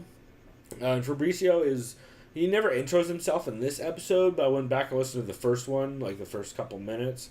I believe he's a martial arts teacher, and he works with Whittaker and David Roberts on some of their like the charity stuff they do. Yeah. The audio's good. It's a bit blown out, but I think it's because the gain is too high on the mics. Because if you look, they're pretty far off the mics, and it still sounds kind of blown out. So I think if they turn the gain down and pull the mics closer, it'll fix a lot of that problem. It was a little distracting, but it kind of it levels out throughout the episode. Overall, it was just a fun episode where Ty and Whittaker are talking shit the entire time. Dude's actually a good host. There's jokes they addressed that Tyson Pedro came on and joked about Ty having plastic balls. He's like, "Oh yeah, no, Ty got a tattoo that was infected, so he has plastic balls now." Ty's like, I have a kid with his sister. I don't have plastic balls. That's not how that works. Which was great. It's a lot of just shit talking, and just goofing off and shit. They talk about how Ty talks about how he doesn't really game plan in fights. Yeah. Shocking. Whittaker also actually agrees though. Well, Whittaker agrees though. Whittaker's like, I have a game plan, but like also when I start fighting, it's just all instinct at that point. Yeah. There's some hammering in the background, which is a little rough. They make fun of Colby for pressing charges. I think he refers to him as a dog looking for a bone. Ty does. The dingo. Yeah, basically. Rob talks about his mentality when trying to finish Jacare, and he says he always gets sick after fights. Just an interesting episode. The host is actually pretty personable. I really liked him. And Rob's been on maybe 5 or 6 times in their 20-something episodes, so I'm definitely going to subscribe to it and check it out. And shouts out to Mike for the suggestion. Yeah, sounds like a good one to catch. It's one that I'd heard of, but I forgot about, and it was like deep on a list that I have. Like, I have some fucking lists of podcasts that are like 100 long. That like, if I see someone put out an episode recently that looks interesting, I will jump on it. But that was cool. And the other one that I heard that's a new show, you know Michael Rapaport? Yes. He's fucking Michael Rapaport. He's a polarizing figure in the sense that I like him in some of his stuff he's done on film and television. Exactly. But when it comes to sports, he always like first goes, "Listen to me, you fucking fucks," and he'll just like very brash and outlandish. And he's very opinionated. Such a perfect intro, Chris. So this podcast is called I Am Rapaport Stereo Podcast, episode 452. Let me guess, does he talk about LeBron going to Lakers before it's anything? Bro, you could not be nailing this anymore. God damn it. Of course he does. It's a hip-hop By the way, guys, podcast. the NBA's ruined. Last time I watched the NBA was in 2010, and I'm never going to watch again. Shouts out to the Golden State Warriors for ruining the NBA. Yeah, there's a lot of that on this show. So this is episode 452, hosted by Michael Rapaport and his co-host Gerald Moody. Michael is all aggro at Dan Lebitard. Lebitard, yeah, from ESPN. Super aggro at him. He's just going. He's going full Rapaport, where he's just like fucking yelling New York style into a microphone, but like sounding real urban, for lack of a better phrase, because I don't know what to call white dudes who sound like that. Like it is New York as fuck, but it's also like Michael Rapaport has that like. He'll call everyone Duke a lot and shit like that, where you're like, I get it, but it's also weird. It makes me feel weird sometimes. He talks about Drake's album being garbage and him being on some slick shit, which he was never into. More stuff that doesn't matter. Awkward commercial segue into a clearly spiced in, badly, commercial that was done in post. Who has good pussy energy as opposed to big dick energy? A bunch of NBA talk, which you referenced. And the only reason I listen to this, and I'm talking about it, is because Derrick Lewis was on in a pre-taped interview in studio. Michael Rapaport has zero idea who Ngannou is, and asks Derrick Lewis how to say his name, in which Derrick Lewis says... African Booty Scratcher? No. I believe he calls him Ngannou over and over again. Jesus. This was taped about 2 weeks ago, it sounds like. They talk about Derrick's strength and conditioning routine, him gassing bad in his first AMI fight. Michael Rapaport asked him what he has to do to be called the White Beast. That's kind of funny. But yeah. He's like, so what do I gotta do to be called the White Beast? I'm afraid to do any more of an impression of his accent because it gets very racist sounding. Like, I can only... Well, it's because he's on the verge of sounding racist sounding all the time, which I know he's not. Dude is the reason for, like, half the hip-hop albums that exist, but also, it's a scary impression to go about doing. He talks about Derrick talks about doing 3.5 years for a street fight when he was 18. He talks about fighting over TV and county lockup. Fighter suing Connor. Rapaport thinks he's an above-average fan. That was his own quote, which he's casual as fuck. And he says, Derrick Lewis offhandedly mentions that Punk made $500K when Mike Jackson made $20K. Wow. Which is interesting and probably factual. Yeah. So, I don't know. It's not a show I will ever listen to, probably. I'd take $500K to get my ass whooped. Oh, yeah, any day. So anyone being like, oh, everyone should be fucking looking up to, at least he got in there, CM Punk got in there. It's like, motherfucker, name someone you know who wouldn't get their ass kicked for $500,000. I would 100% take a fight with Mickey or Mike Jackson for $500. He beat the shit out of me. And I'd never make weight. But still take that. Here we are, a super catchweight bout. Yeah. The commission cut it off when he couldn't get under 200 pounds. Despite being the same height. But, yeah, I don't know. I thought it was interesting. It was a fun interview with Derrick Lewis. Derrick Lewis is laughing a lot during it. And he's clearly a fan of Rapaport. So, it was cool to check out. And then, did you have any other ones you wanted to, like, briefly shout out? Alright, sorry about that. We took a quick, much-needed piss break since all this booze in this hot fucking room is not helping. So, Chris, what was the shows that you said you wanted to shout out that, aside from your main picks? Yeah, so... MMA Nuts was decent this week for me. Haven't listened to them in a while. Yeah, I haven't listened to them forever. They basically discussed... I hate the name. I'm going to be honest. It's kind of weird. And the logo does not help. Yeah, they said Stipe hasn't fought a strong wrestler yet, that kind of thing. They're leaning DC. They think Stipe wins close decision, but with some controversy, even though they're leaning DC. A lot of people are sounding that way. They talked about Holloway Ortega, which unfortunately is not happening. They like Derrick Lewis via KO, which is interesting. They said if Daniel Cormier wins, best option is to retire on top. I kind of agree with that. Like, I know he's talking about March, but dude, if he wins heavyweight belt, like, if he retires, it's kind of almost, like, better for his legacy, because then he doesn't have to worry about defending his heavyweight belt anymore. But then again, it makes him look bad, though. He wants that Brock fight. No, but then it makes him look like an asshole, because he's giving up 2 belts. Well, and everyone's just going to talk shit about the John Jones thing. What he wants is he wants to win this, he wants Brock, and then he wants John. For his last fight, yeah. Because then win or lose, hey, I beat Brock. I was the reigning defending heavyweight champ. That's true. And so that's something you'll never do, John? Yeah.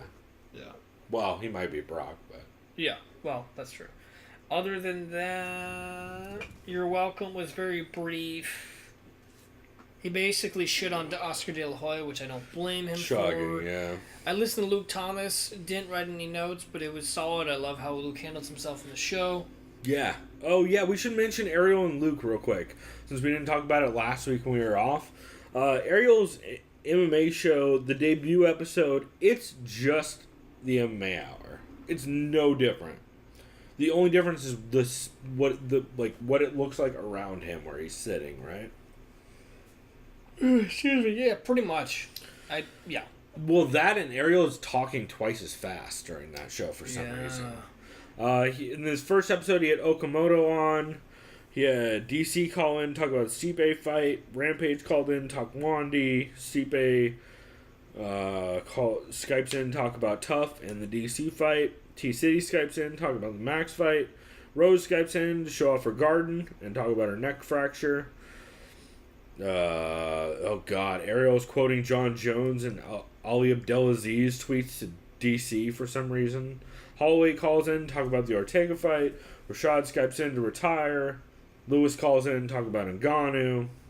Leoto calls in, talk about Bellator. Kayla Harrison calls in, talk about PFL. Barnett Skypes in, talk about UFC. and the USADA stuff, and New York Rick segment at the end. Tell me that doesn't just sound like every fucking episode of MMA Hour I've ever recapped. Pretty much. Whereas Luke Thomas, we did mention last week, maybe the greatest first episode of a podcast ever with his MMA show where he ends it taking shots with fucking Danny, not Castillo, Danny. Wait, wasn't this week his second episode? Yeah. I'm talking about, we didn't cover the last one. Oh, you're right, because we didn't mention it because of commentary. Yeah, we were off. Yeah. But yeah, remember last week he had Danny Segura take shots of Colombian booze with him. Fucking great. Which was hilarious. We might have actually even had that on last week's recap show. I think we did. I think I might have used that as a clip. If not, we should have used it. But yeah, it's much better. It's basically if Luke Thomas did a morning... he has a touch of the morning radio serious voice, but he tones it down more than Ariel tones down his weird double-time ESPN voice. He doesn't go full handsome Dan. Shouts out to Wayne's World. Straight up. He also... So he starts off the show with the Monday Morning Analyst segment where he has someone on. Does that. Like he had, for example, Dan Hardy on the first episode where they talk about Cerrone's win... talk about what's-his-face's win over Cerrone. Leon Edwards. Thank you. And then Luke will talk a bit about like some of the cards that happened, some of the stuff that went down. He'll have a guest on, like he had Shabo on the first episode, which whatever. Kelvin calls in to talk to him a bit while Kelvin's on his way to Spain, and then he takes listener questions, which is always funny. I like that. And yeah, it's a very different show, and I enjoy it much more. It's only 2 hours, also, which helps. But like, I don't know. If I was to pick a show I'd listen to every week... Well, actually, I have picked a show I listen to every week. I've listened to both of the episodes that Lucas put out. I've listened to the first episode of what Ariel put out, and I don't really care after that. Yeah, Luke Thomas's... the new MMA Hour is something I'll definitely be tuning into pretty much every week. Yeah. Actually, for this week, the MMA Hour, he did have Jimmy Smith on. He had Mousasi call in, and he had James Vick call in. And Mousasi at one point drops off the call. Then comes back on. Did you hear about this? No. So Mousasi drops off the call, like calls back in. He just ended it? No, like the Skype died on him. So he calls back in, and he goes, "The Moose is back, bitches!" Right when he gets on the phone. I fucking love Mousasi. And Luke just starts dying laughing. Mousasi's great. It's super funny. MMA on the Rocks episode 98 was good. What was he drinking this time? Coffee, because it was first thing in the morning. Oh, yeah. But so that was just their episode where they did it. Coffee with Kahlua. It was actually a nice short, like 24-minute episode. Okay. They taped in the morning. They did a recap of Bellator 201, and they talked about the PFL 3 card. And then they did mention that there's going to be they're going to be probably doing an in-person episode this week, which means today or tomorrow. Oh, sick. Since what's his face? I forget his name. Fuck. The co-host that's not Bill.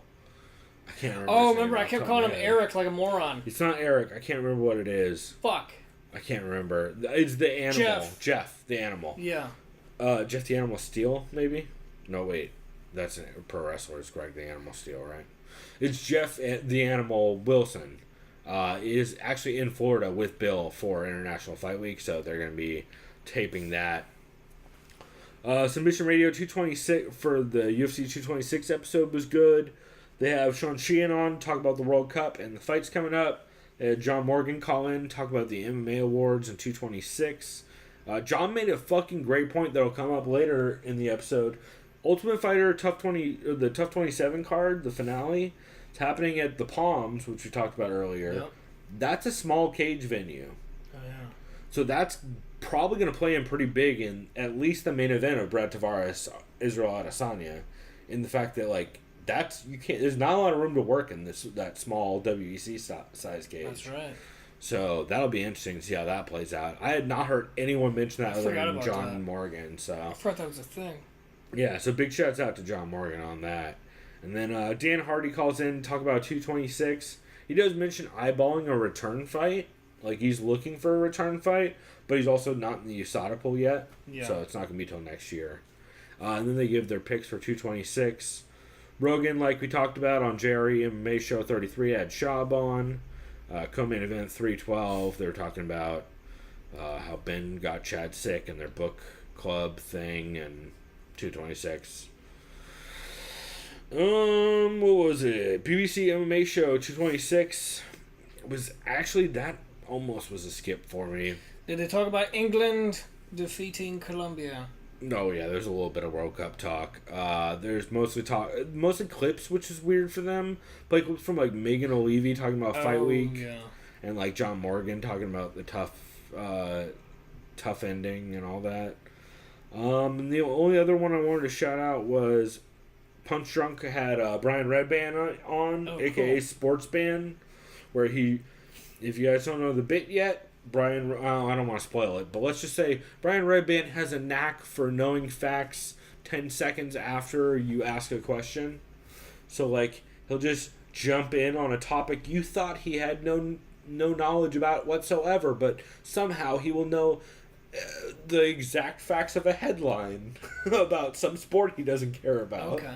That kind of reminds me of myself in a weird way, only because, like, when it comes to sports trivia, I don't watch the NBA really anymore, but I'll know like dumb random facts. Like, how do you know that without really watching it? I'm like, dude, I don't fucking know. Well, plus imagine shit like that. Imagine if during I think it has to do with a lot of reading. It's what kind of retaining some of that shit. Or in Redband's case, imagine if you had a cell phone on you while people were asking questions about a sport. Or that. And then you could magically have facts that you randomly throw out that are sometimes accurate, sometimes crazy. Like, hey, Google, tell me who won the NBA Finals MVP in 1979. Right. Oh, wait, how did I know that, guys? Well, it'll be stuff like, oh, what do you guys think about fucking whoever, LeBron going to LA, and then they'll talk about it, and he'll be like, yeah, Larry Bird hasn't been active lately, and everyone's like, what the fuck does that mean?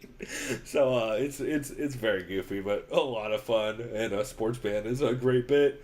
The only other thing I wanted to shout out was the Between Rounds Radio Roundtable for UFC 226, which I have not heard yet. However, it is hosted by Jack Encarnacio to lead the panel. And it has Jordan Breen, David Bixenspan, and Jeff Sherwood on it, which 100% I would probably have been a can't miss episode if I would have come out earlier than halfway through this episode that we're recording. So, highly recommend that. And I think that's about all I wanted to cover. We've covered a lot of shows this week. And I was surprised, though, that there wasn't more that came out, like, this week specifically. I'm a little surprised too. I thought there would have been a lot more preview stuff. I think a lot of people were at least who are recording today or tomorrow are really hungover from yesterday. I think it's the 4th, yeah. And I think there's going to be a lot of stuff coming out tomorrow on Friday. Because it feels like anybody not in the U.S. put out an episode, and half the people in the U.S. have not put out an episode yet. Pretty much. Well, that was me hitting a bowl while Chris thought about stuff. So we will go ahead and wrap this segment here. Yeah, I was thinking to say something, but I was like, nah, let him just go ahead and wrap it up. I was going to say, in the next segment, we will discuss briefly the Ultimate Fighter 27 finale, which takes place tomorrow. That's right. After that, we will give our thoughts on UFC 226, which happens Saturday, July 7th. That's right. My birthday. And I will also give a quick preview of what to expect from me being there. And I'm actually going to probably record some goofy old little segment of me saying, hey guys, this is me, blah, blah, blah, from the Sound of Violence here at 226. So I'll try to give ourselves a presence there. Hey, yeah, maybe we'll do it. Maybe we'll have you. You know what? Fuck it. I'll tweet from there. You'll say we are live. Maybe we'll have you do a Fight Week vlog or something on your phone I'm definitely going to have to do something because I know most likely, unfortunately, not going to let me bring in my next camera. But still, the phone is more fun. I don't see why not, though, right? Probably depends on the event. I see why, but I'll see also not depends why. on the event. Like the venue will be weird. Yeah, either way, if anything, my iPhone takes okay pictures. Most importantly, the Sound of Violence presence will be felt on Twitter. I will be tweeting pictures saying we are fucking here. You know, that's right. I plan to be in my seats by the prelims. I won't be there during the Fight Pass stuff. I will be watching it, of course, via the Fight Pass app. So yeah, we will be present. The Sound of Violence will be present at 226. I'll get Chris to do some Fight Week vlogs that we'll put up on our YouTube channel, and hey, you know what? I will actually go through and make sure all of our episodes are up on YouTube, which I have been very lazy about doing. It'll basically be a Sound of Violence vlog special with guest and honorary co-host, my brother Kyle. That's right, and maybe Kyle's girlfriend, who you guys heard on. Will be in the background, yeah. Brittany. Who you guys heard on, which fucking movie was that was Blood and Bone, the movie that Kyle genuinely liked because he was right. pretty quiet during that commentary. Yeah. I'm like, Kyle, what you thinking? He's like, it's not bad. Yeah, the one where his girlfriend was rambling during it, which helped a lot because that movie was very slow. Yeah. Although it did have Gina Carano and Kimbo in it, if I remember right. I don't think Gina Carano. Am I thinking of the one we watched before that? It was that one dude. Remember his like goofy manager, the Asian guy who was acting way more hood than his character really kind of brought on. Remember that? Yeah, He was like really goofy with like the. No. That's the guy because. Wasn't it Kimbo who was drinking? No, Bob Sapp. I'm sorry. Yeah, it was Bob Sapp. Kimbo was who was getting shot guy. with steroids and drinking vodka, Yeah. tap out vodka in the car. Yeah. Oh my god, you guys. MMA movies are the best. Also, like we mentioned before, I have Sherwood on I can't find the fucking movie you keep trying to find anywhere. No rules. Yeah, but By the way, I looked in the Walmart bin. No, I know. I do have Jeff Sherwood, who, if anybody can find it, he's on it. So hopefully that'll turn up, but eventually. But oh boy! All right. Well, we will be right back, and we'll get into our picks for the TUF 27 finale card, as well as our picks for the UFC 226 card. And it should be noted, we do full picks like Vivisection, not baby picks like. Yo, I fucking BBC MMA show this week in their notes for their podcast. So like, oh, we break down the entire card. They break down the entire main card, and then they just say, "Hey, why don't you pick a fight and talk about it?" It's not breaking down picks for an entire card, bro. But we stay fucking stressful like that. So that's what we're doing. So we'll be back with that and. In the meantime, you guys can listen to this clip of shit. Oh, wait, it's your clip. Why don't you intro it? Yeah, so the clip you're going to listen to was the UFC press conference. That's right, the one where DC almost nosedived into the floor. He almost pulled I don't want to say Tony Ferguson, but he almost hurt himself before. He tripped over a cable, literally. Yes, and he wasn't wearing sunglasses. Basically, the clip you're going to hear is they ask DC, he says, oh, Derrick Lewis, who's sitting right next to him, told me backstage just now he wants to knock me out. And you'll soon listen to a very, of course, Derrick Lewis-like response, why he wants to knock out Daniel Cormier. So enjoy this next clip that you're going to hear. Yeah, which he also says while DC's dying laughing while listening to it. So check it out.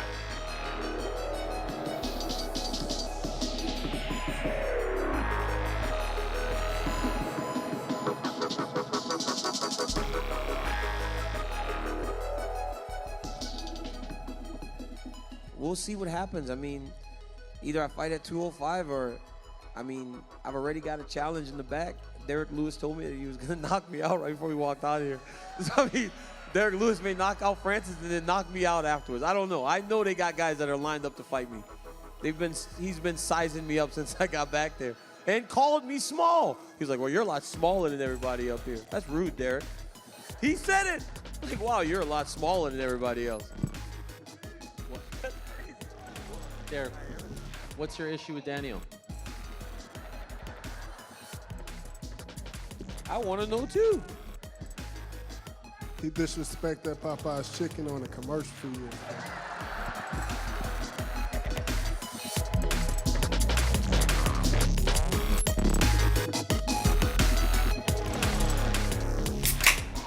All right, everyone. We are back to preview two cards happening tomorrow and later, this weekend. Yeah. That way. Yeah, we're recording this on Thursday, so it's actually in tomorrow and Saturday's cards. Also, shouts out to Jake Shields, who did not suffer well in PFL 3. Good God, man. Yeah, that dude, rough. Ray Cooper III. Wow. Oh yeah, dude's got some. He's like a bigger Luis Palomino, just throwing fucking haymakers and clipping dudes. Anyway, yeah, this TUF 27 card I feel like is not getting enough love.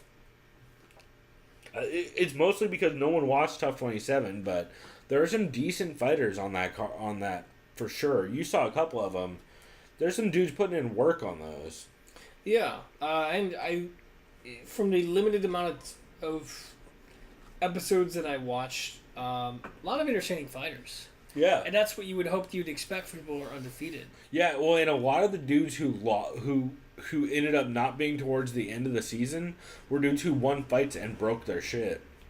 Yeah. Like Luis Pena or a couple other guys.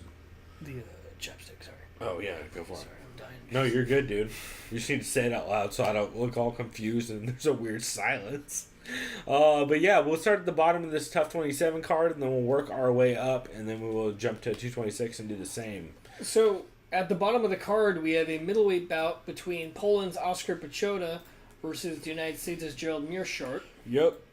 Oscar Piechota has a professional record of 11 wins, 0 losses, and 1 draw.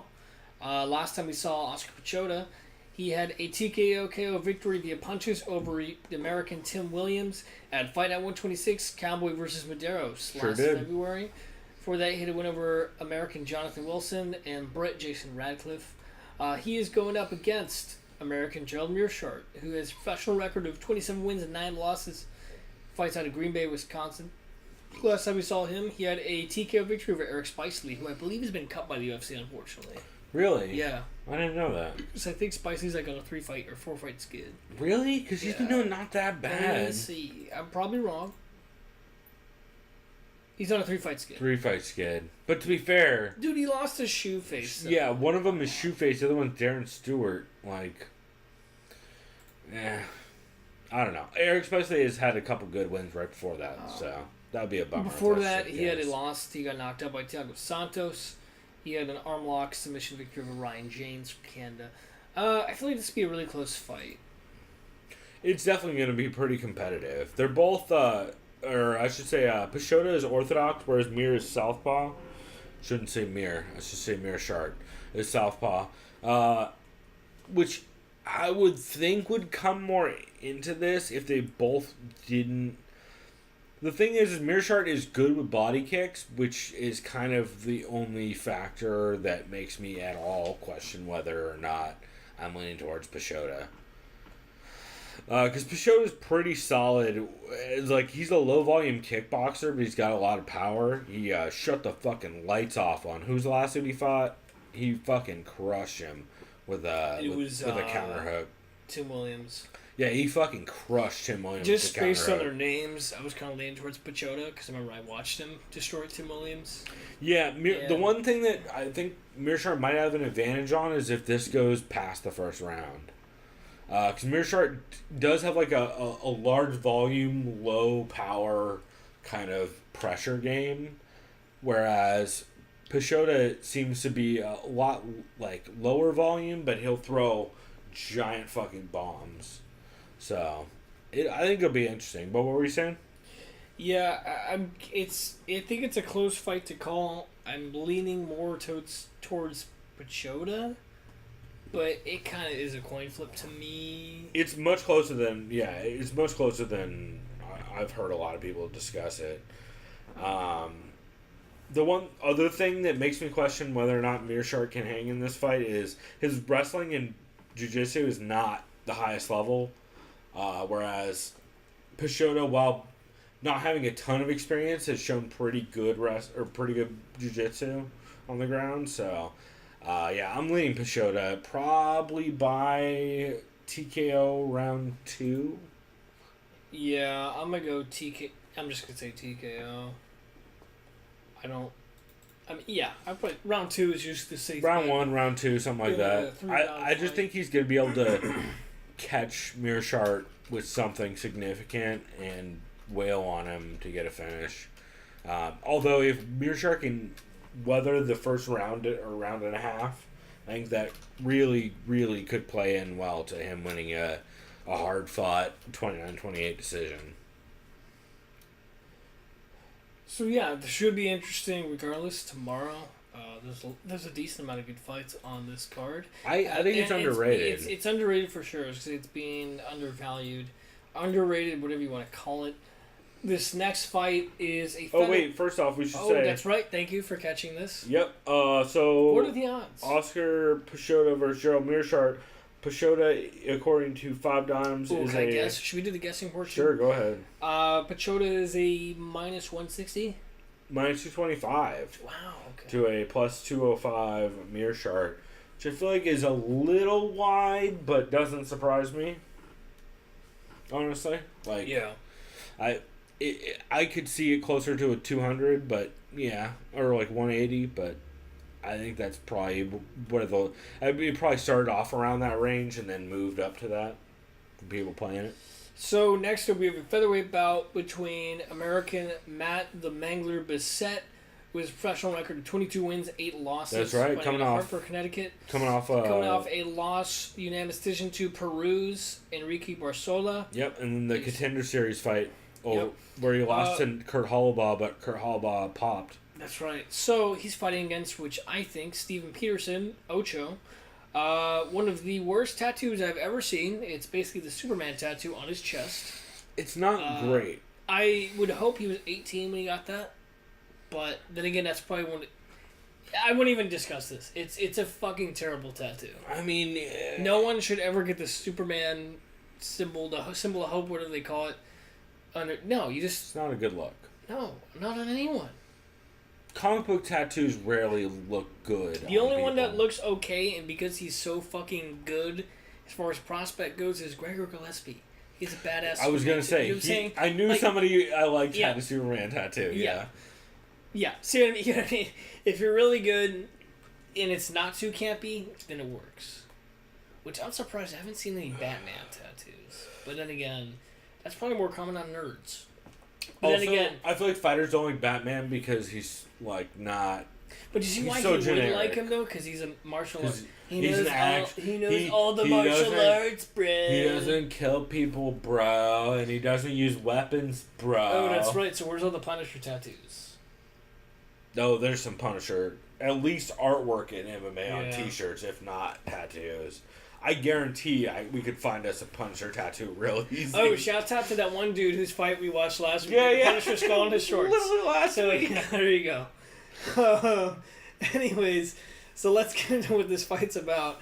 Matt Bissett, he lost his last fight to Enrique Barzola.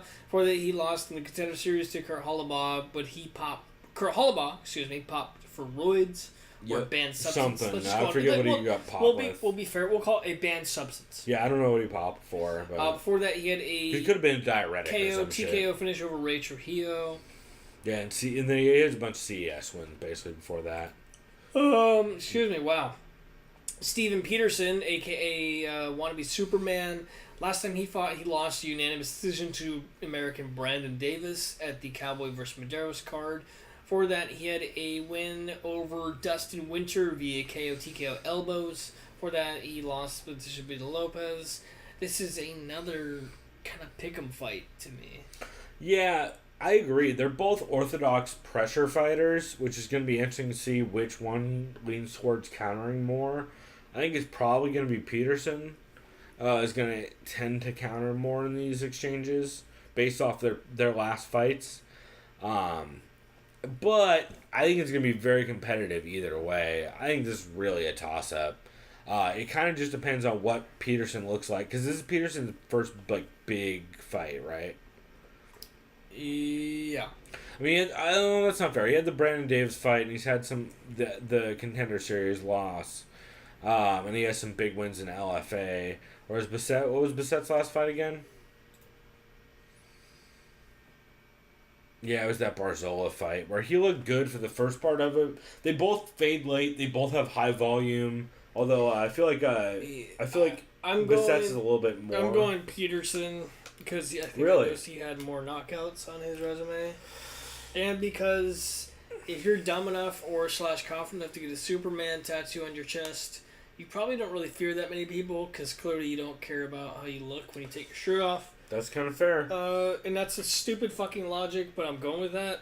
I think this could be an underrated banger of a fight. I think this guy's gonna fucking just throw down immediately once the fight starts. Yeah, I think it's gonna be very scrappy. Peterson via TKO KO. Or either way, you could say you got Bissett via TKO KO too. I actually think I'm gonna go Peterson too. Now that you mention it, just mostly because Peterson's good at sticking out a jab, like a consistent jab, and slamming home leg kicks, which Bissett looked pretty vulnerable to in the Barzola fight over and over again. Bissett also faded pretty fucking hard in his last fight. Okay.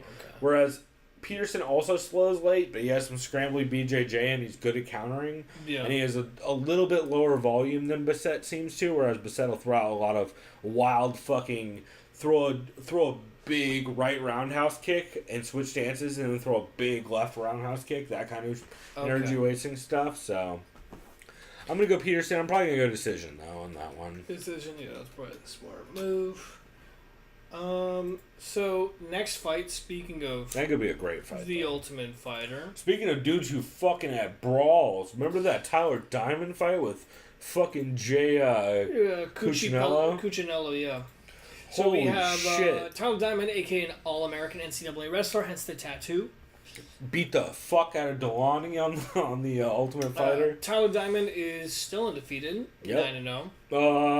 Kind of. Tough fights. He gets exhibitions, but yeah. Because he lost a fight on TUF.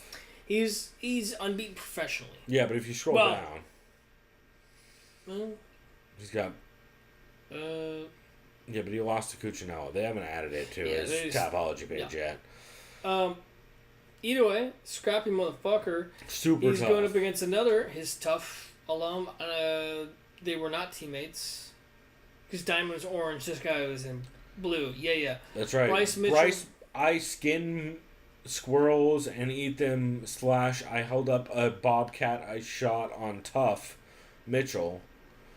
My girlfriend's not a fan of this dude. Wait, was he like a hunter and he showed off one of his trophies?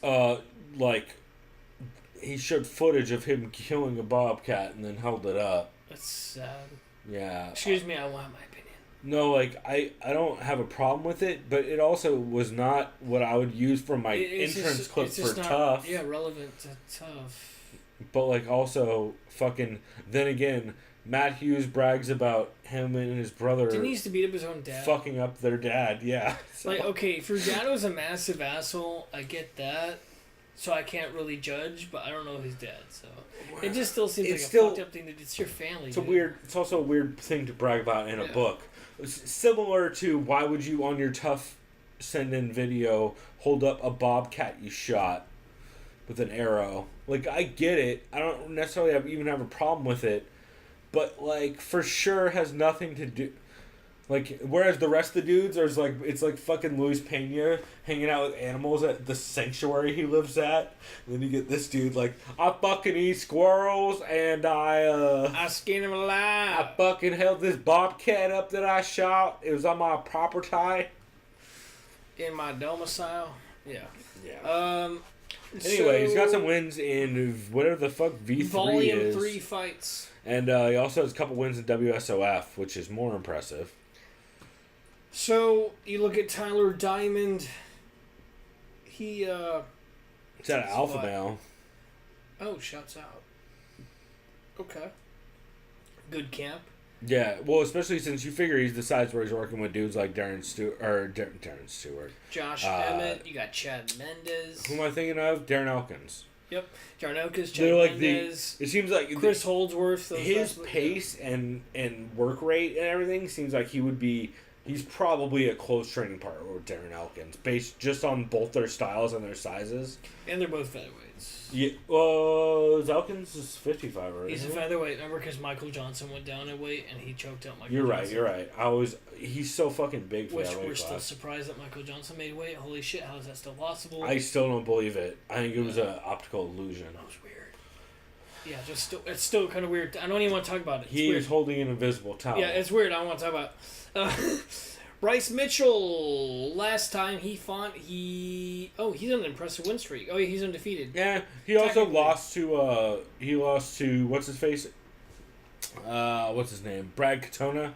Yeah. Who's the other finale contestant for the card. Yes.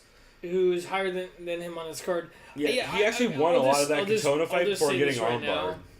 I don't know who to pick. I kind of am leaning towards one because I only watched maybe 2 episodes or 3 episodes total. I'll say this right now. I'm leaning towards Tyler Diamond because he's the All-American grappler. Yep. And I remember Mitchell, when I saw him in this one fight, is a striker, and I gotta go grappler. So I'm going Diamond via decision, wrestle fuck. I agree, except I think I'm going... But he does have pop in his hands, though, too. I think I'm going Tyler TKO round 2 via ground and pound, because I think he just has better top control, and I think they're going to get into grappling exchanges almost immediately. On the feet, if this stays on the feet, I think he finishes Mitchell pretty consistently, but if it doesn't stay on the feet, I think he gets on top and throws those nasty elbows like he did. Not quite as scary as he threw on your boy with the chains, Delani, but yeah. So also, we should mention which one did we just look at? Matt Bissett is a -140 to a +130. Steven Peterson, which wow, I'm surprised Bissett's such a big favorite. -140 to +130. So next up we have, and then the fight we just talked about, Tyler Diamond. That's right. Do they even have odds up for this yet? They don't even have odds up for Tyler Diamond yet. So, which is weird. Oh, there it is. Tyler Diamond is a -150 to a +120 Bryce Mitchell. Which, yeah, that sounds right. So next up we have Cleveland's own, and this guy is looking pretty psychotic and everything he's fucking done. John Gunther. John Gunther, I like how he has the alpaca I like how he's the old man fucking stance, back in my day bullshit. Yeah, he's got the Max Gentleman stance. Yeah, John Gunther, the Machine, is fighting Costa Rica's Alan Zuniga. AKA the two people who should have never been on this season of TUF. Yeah. One is Stipe's not training partner, but dude from Stipe's gym. The other is some random dude from Costa Rica who fought once during the entire season. Which is fine. Not saying you don't have to speak English, clearly, but it was just kind of little. He was the odd man out. Well, he fought once during that entire season of TUF. Really? He didn't fight twice? No, because the first time it didn't go through because the Irish dude from SBG, his muscles broke down and released lactic acid into his liver. Fuck. So that bout got scrapped. He was dubbed the winner, and then he lost to fuck, I forget who it was. The guy who's bigger than him. Get the Italian guy. Trezano or Giannetti? Joe Giannetti, yeah. I like Joe Giannetti. We'll get to him. I like Joe Giannetti a lot. So John, I'll let you take this away, bro.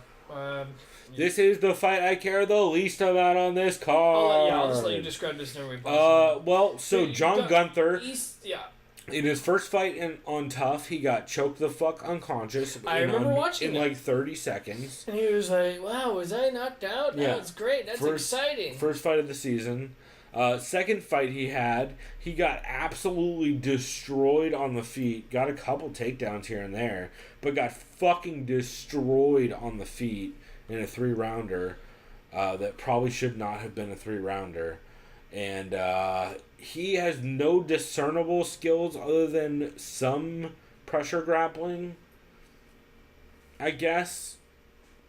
I mean, can fucking Zuniga, I don't even know how to pronounce that dude's name. Zuniga, yeah. It sounds wrong when you say it like that. I know. It's the Enye that fucks me up. It's Zuniga. Yeah, something like that. Is it because that's an Enye, not an umlaut, right? Yeah. It's Zuniga. Yeah, it's just that's a weird. Anyway. Yeah, it's an odd place. Also, for the consonant. The consonant is odd. Is his name Ayan? Oh, that makes sense. It might be, right? It's not Alan. What flag is that? It's Costa Rica. So that could go either way, actually. It's probably Ayan. It could be Alan, though. Yeah. Costa Rica goes like. Alan. From what I understand, their version of that language is a little. It varies enough to where I'm not positive. Anyway, I'm gonna go John Gunther for no good reason. I don't think he should win this fight. I think if Zuniga can land a good head kick or any significant strikes, he wins this. I just don't see a way in which he does that based on what I've seen of him. Yeah, I'm going Zuniga via TKO. That's fair. I'm going Gunther via a really ugly decision. That's a good call too. Yeah, I'm mostly just going really ugly decision just because I don't think Zuniga like TKOs him or KOs him, and if he doesn't, then I think Gunther probably just like puts him on his back and does almost nothing for most of the fight. So neither of those dudes should be fighting on this card. Yeah, no. There are way better dudes in that season of TUF that could be fighting. So next up we have one of my favorite dudes on this card. Luis Pena, aka Violent Bob Ross. Love me some Luis Pena. Why does he have the Italian flag? I do not know. Because he's from Italy. Well, then that works. He's adopted. Okay, then that makes a lot of sense. Yeah. So Luis Pena. Last time we saw him, well, we didn't see him. Last time we saw him on TUF. Last time his record says he has a win over German Kobe Wall, as in Kobe Bryant, in Worlds Collide. And basically he has wins over guys we have never heard of. Well, and then in TUF he did get a win over... I forget who he got a win over in TUF. But he got a win over somebody decent on that season and then ended up breaking his foot, which is why he couldn't continue. This is a lightweight bout. He is going off against Ireland's Richie Smullen. Training at a guess where? SBG. Yep. Last time he fought professionally, not on TUF, he fought to a majority draw against Northern Ireland's Rhys McKee. Unless that's England. I didn't see the flag. that's England. Northern Ireland. Yeah, I was right. It has a star in the middle. It is Northern. Okay. It's basically England with the Did star. not see the star. There's a star in the middle, yeah. Don't tell that to the Catholic to the Irish. Oh my God! John Gunther is a minus 150 favorite to a plus 140.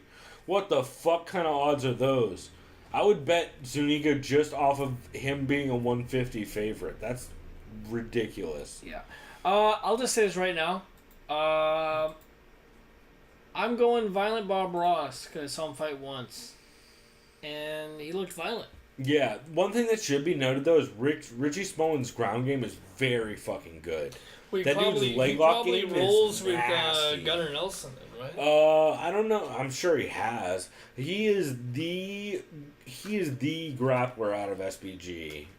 Since Gunnar isn't really out of SBG. Yeah, that's Gunnar's like out of Iceland via SBG. Yeah, he's a nomad guy. Yeah. Whereas like this dude is SBG as fuck, but he is the grappler out of that camp. Very good leg lock setups. Is willing to get in scrambles though, which kind of makes it weird. You kind of wonder like how. Luis Pena is very well rounded in the fact that he is able to put out a volume kickboxing game, really work behind a jab, throw a lot of hard shots from the outside, stuff takedowns. He also has a good ground game. I just wonder if at any point, if he can get Pena to the ground at any point, what does that start looking like? Because there is a gap in skill on the ground. However, there's also a big gap in skill on the feet. So I'm going Pena TKO round. I'll just say round probably this, one. One thing I noticed, and holy shit, reminds me of a certain lightweight. Big size difference. 6'3". He's huge. We thought James Vick was the biggest lightweight. This guy. Pena's huge. Yeah, this guy's like James Vick. Yeah. That's nuts. And Pena is a minus 360 You said you have Pena favorite. via what? I have TKO round 1 or 2, and Pena is a minus 360 favorite to a plus 325 Richie Smullen, which is way too wide. That should be like that is another one where if you guys want a Hail Mary parlay with like Richie Smullen, fucking Zuniga, and somebody else, like it's starting to look like a very good like $1 parlay bet where you make 10 or 15 bucks off of it if they all hit. Because boy, actually this next one could be one of those that you could add to it also. So next up we have a women's flyweight bout between American Rachel Ostovich. Hawaiian, how dare you? Well, yeah, let's be real. Hawaiian Rachel Ostovich, record of 4-3, going up against American Montana De La Rosa, record of 8-4. Which their records do not speak to their competition. Like Rachel the Ostovich numbers, is an Invicta alum. Last time we saw her, she was on the Ultimate Fighter 26 last fall. She had a submission via arm lock against Armenia's Corinne Gevorgian. Yep. Montana De La Rosa, which you may have known her as Montana Stewart, but it's when TUF aired last fall. And she married Charles De La Rosa, who's also on the roster. Also had a win via submission via arm lock against American Christina Marks. Yep. that and year. Then prior to that, She had lost to against the Nico. current flyweight champion, Nico Montano. And the win over Ariel Beck, which is a pretty impressive one. Although Ariel Beck's submission game is not exactly up to par. This is interesting.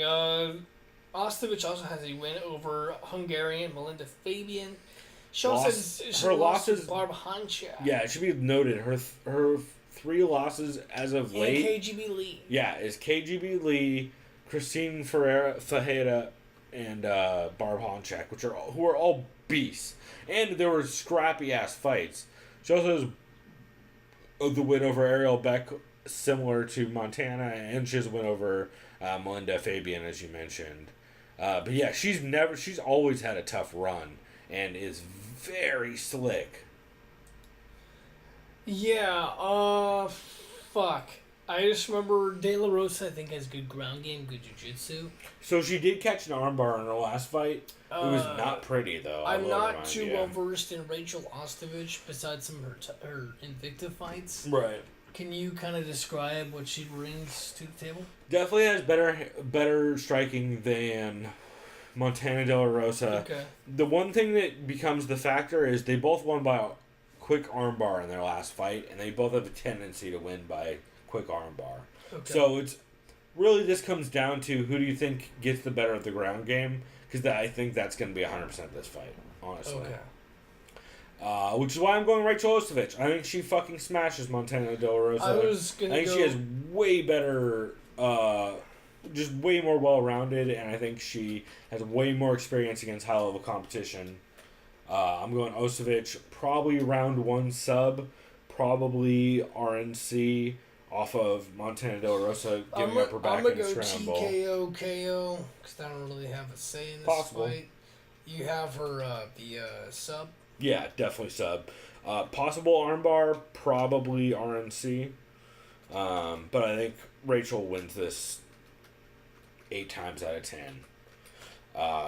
She can't get caught. What are the odds on that? Since you're confident, 8 out of 10, some big confidence. So Rachel Ostovich is a plus 147 to a minus 157 Montana De La Rosa. I also have put $20 on Rachel Ostovich because that line is fucking insane. Montana De La Rosa caught an armbar that she set up so goddamn slowly at an awkward angle, and the girl didn't even try to pull out of it in her last fight. Rachel Ostovich, however, in her last fight, displayed very good armbar defense over and over again, and then ended up getting an armbar. So, I'm going with Rachel Ostovich, and I don't understand why anyone would go the other way. So, this next... Aside from record alone. Yeah. So, this next fight is a catchweight bout at 190. I don't know who blew weight. This is, let's see, Julian Marquez blew weight bad. He has to come in at 210 tomorrow or else he can't fight.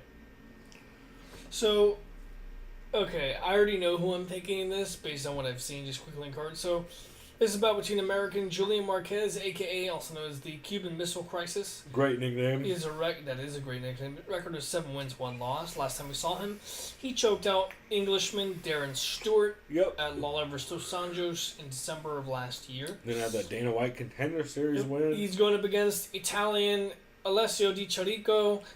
He is the guy in his last fight. He kneed the fuck out of Owale Bangbus. Yeah. Nigeria's Bangbose. Yeah, at the end of the fight, they said, "What do you have to say?" And he's like, "Scusi, babidi boopy," as stereotypical as it gets. Literally. So that was pretty hilarious. Which you enjoyed as a fellow Italian, yeah. Yeah, as a fellow Ital. Yeah, as a fellow Italian. I thought that was fucking hilarious. However, I cannot support my fellow Italian in this, as I think since it's a catchweight, and he's going to be less consequential for him. I mean, it'll be consequential in the fact that he didn't make weight, but just based on how he wins fights and just his overall versatility versus Di Chirico, I have to go with Julian Marquez based on that he has some good sub-wins, and his last win was a submission win over a very good striker in Englishman Darren Stewart. Yep. Alessio Di Chirico, you look at looks like he's good in the clinch. If he gets Tikas via knees, means you have violent knees. So good credit there, but I gotta go with more of the grappler guy in Julian Marquez. I think he's gonna get this via, let's see, has Di Chirico lost? Well, he hasn't been knocked out. So that means it'll just go decision. Yeah, you know what I mean? That's because probably smart. It'll happen eventually, maybe. But if you're already that many fights in, you haven't been knocked out, then you probably have pretty good shit. That's probably the smart pick. I am going to go Marquez via sub. Sub, okay. Yeah. Because of ground and pound and dude giving up his neck. Because I think Chirico has a pretty low volume game in general, and I think Marquez having blown weight is going to push the pace pretty fucking hard. And as a result, I have trouble not immediately leaning Marquez to just kind of push a giant pace and overwhelm and get at least a decision win, if not a TKO. So next up, at least according to this, just cut it off. Women's flyweight bout between Roxanne and Medaffer. Just kidding. Roxanne Monica cut off the eye. Right. Oh, also real quick, what are the odds? Minus 150 for Julian Marquez, plus 140 for De Chirico. That sounds about right. Or De Chirico, or however you want to say it. Speaking of more Italian people, and my cousin, Roxanne Modafferi is good. Last time we saw her, she had a flyweight title against current champion Nico, and that fight was insanely cool. Yeah. She almost had that armbar, too. She had some moments in that fight, for sure. She's known as a Happy Warrior because she is someone that you cannot mean mug. She's going up against UFC veteran Barb Honchak. Yep. A.k.a. the Little Warrior. She had the Happy Warrior versus the Little Warrior. A.k.a. not Lauren Murphy. Right? Yeah. Barb and Barb. So last time we saw Roxanne, we said, she lost the title bout against Nico Montano. No shame, because she held her own in that fight.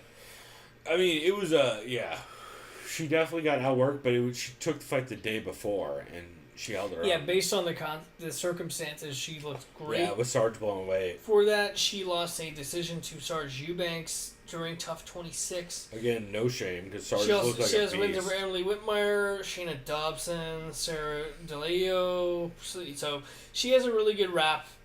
It's her record. Especially as of late, she's really turned the corner. She has a lot of wins and losses. It's pretty near middle 500, a little above 500. Nah, it's much better than 500. Yeah, it's 21 wins, 14, much better than 500.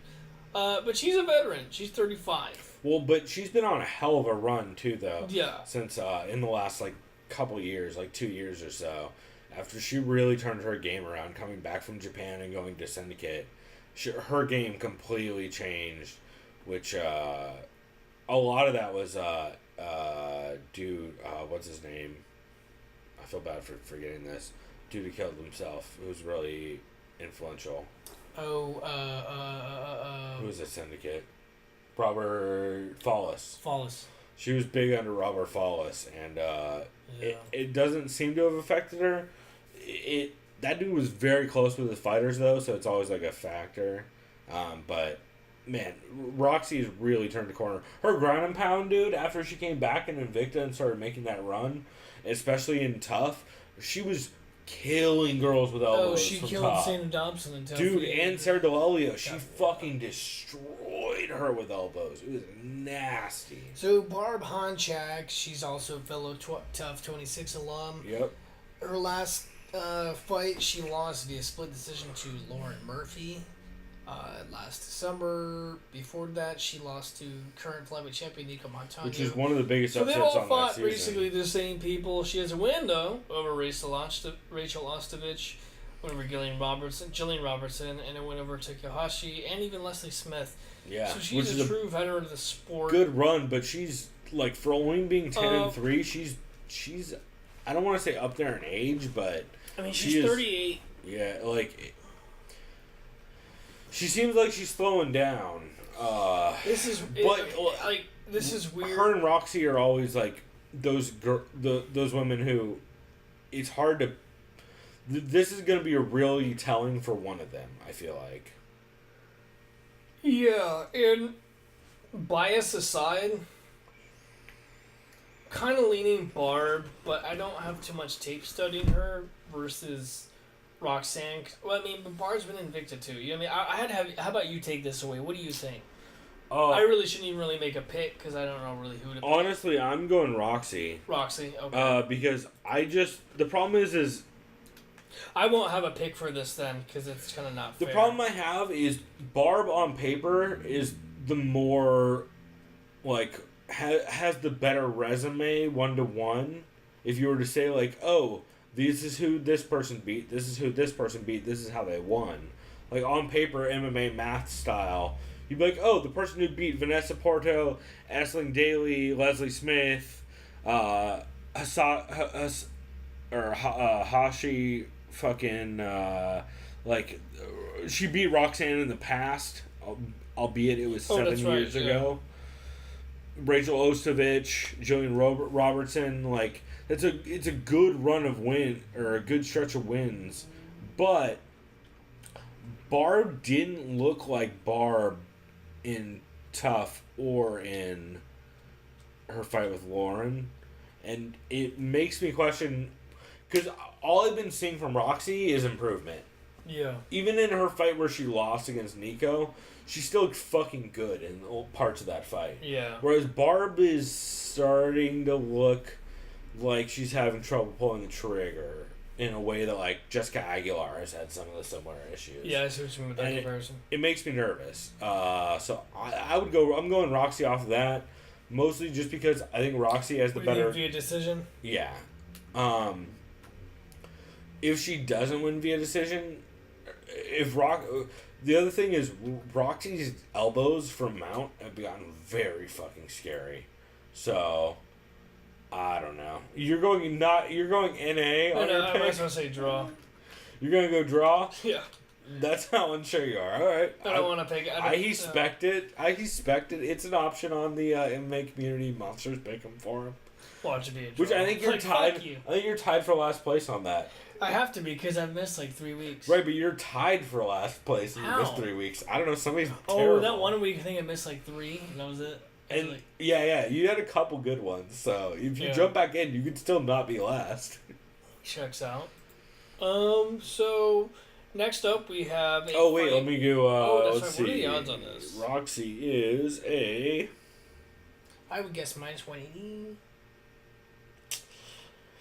Plus 148 to a minus 158 Barb. Okay. That is another person who, if you have $5 you don't care about seeing again. Dude, if you want to do a $5 parlay with Roxy, Rachel Ostovich, and like 1 or 2 of those other big weird underdogs on this card, I think it's a decent chance. Especially even if you just do a $10 parlay on Roxy and Barb. Roxy and Rachel. That's a solid payday if that hits. For considering how I think their odds are way better than they're getting credit for.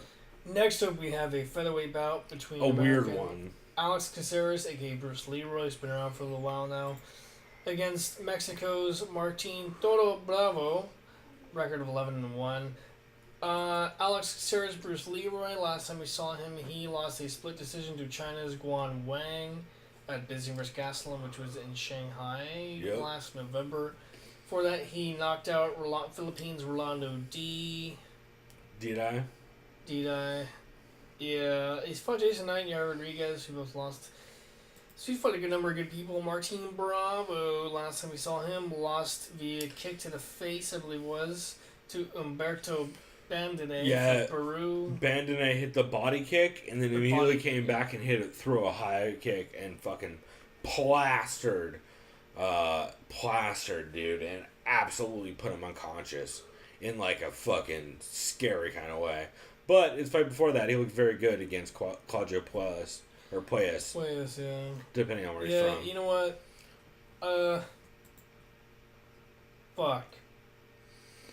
It's another close one, man. I'm going Leroy, because when he's at his fullest potential, he can hang with some of those top guys. Yeah, I'm actually going...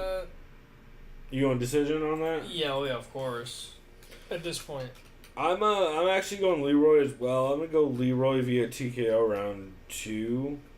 And the only reason is because the dude who Bravo fought last time was southpaw and was a dude who threw a lot of kicks. And that's exactly what Caceres is. And I just have a feeling that Caceres is going to blast him with enough low kicks and then go high and catch him with something. But I would not be surprised if Caceres loses that fight via decision. But yeah, I will go Caceres on that via TKO probably So round next up, 2 or so. Real quick. Oh yeah. Odds. The odds on that one are Caceres is a -130 to a +120. Martin Bravo. I feel like that's exactly right.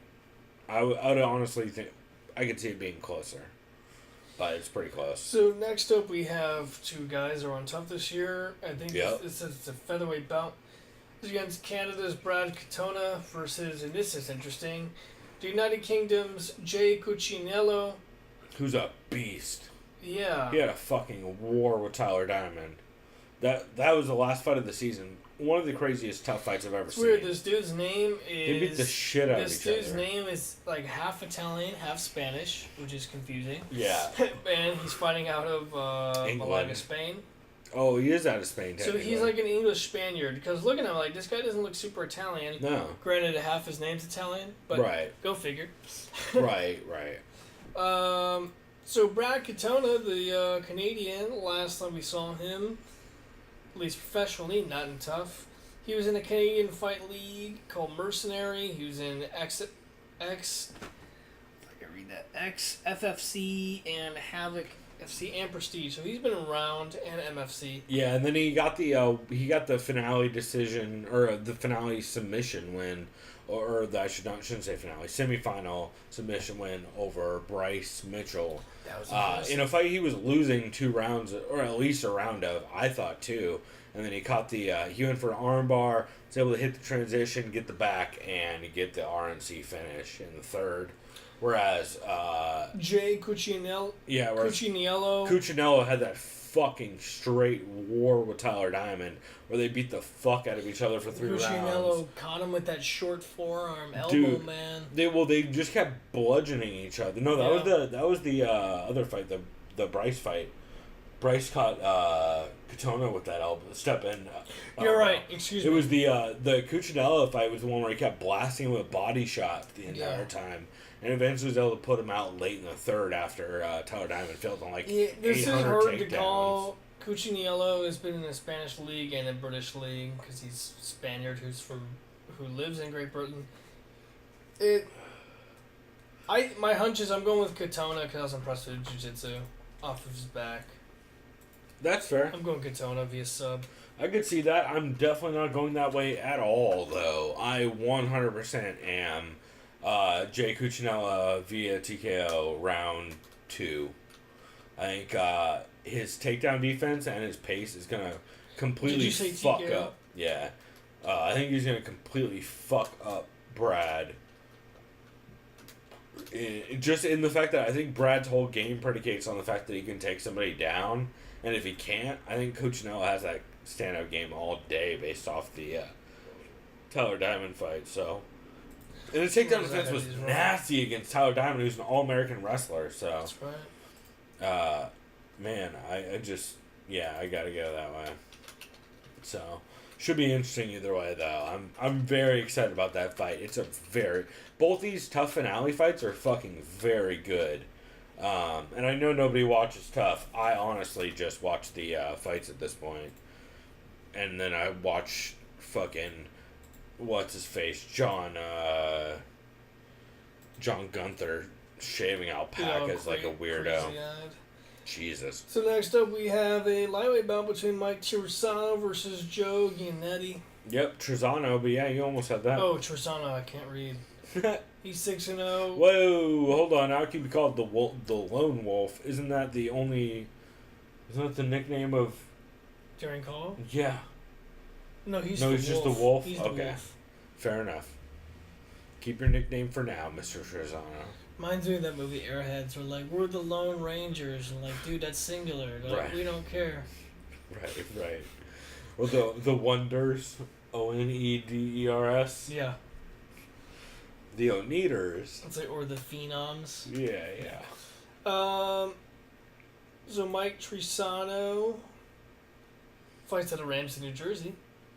He's on TUF this past season. He's been in Bellator and Ring of Combat and Maverick MMA. Joe Giannetti, Giannetti, yeah.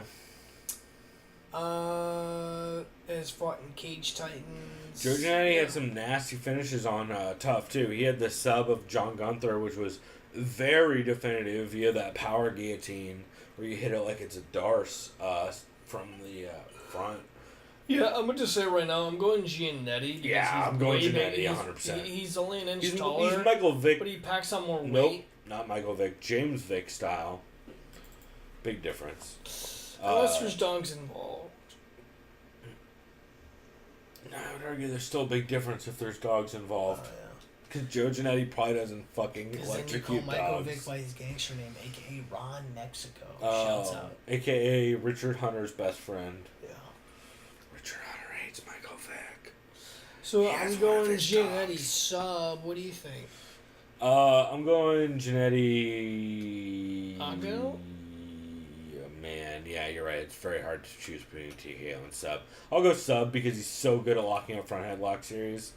Like, he has a dope anaconda that he hit in the semifinals. He hit that dope power guillotine on John Gunther, who should not be on the show.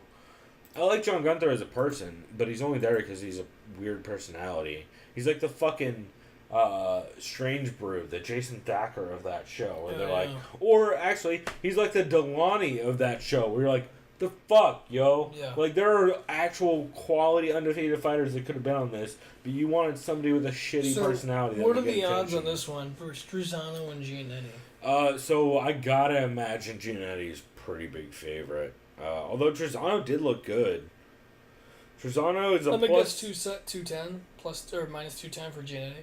Plus 153 for Truzano versus minus 163 for Giannetti. Okay. And Jay Cuccinello, what the fuck? Brad Katona is a minus 230 to a plus 210 Jay Cuccinello. Wow. That blows my goddamn mind. Unless they know something I don't about Cuccinello's wrestling. But he shut down an All-American wrestler the entire fucking time and then lit him up on the feet. Yep. Like, what am I don't know what I'm missing. I must be missing something.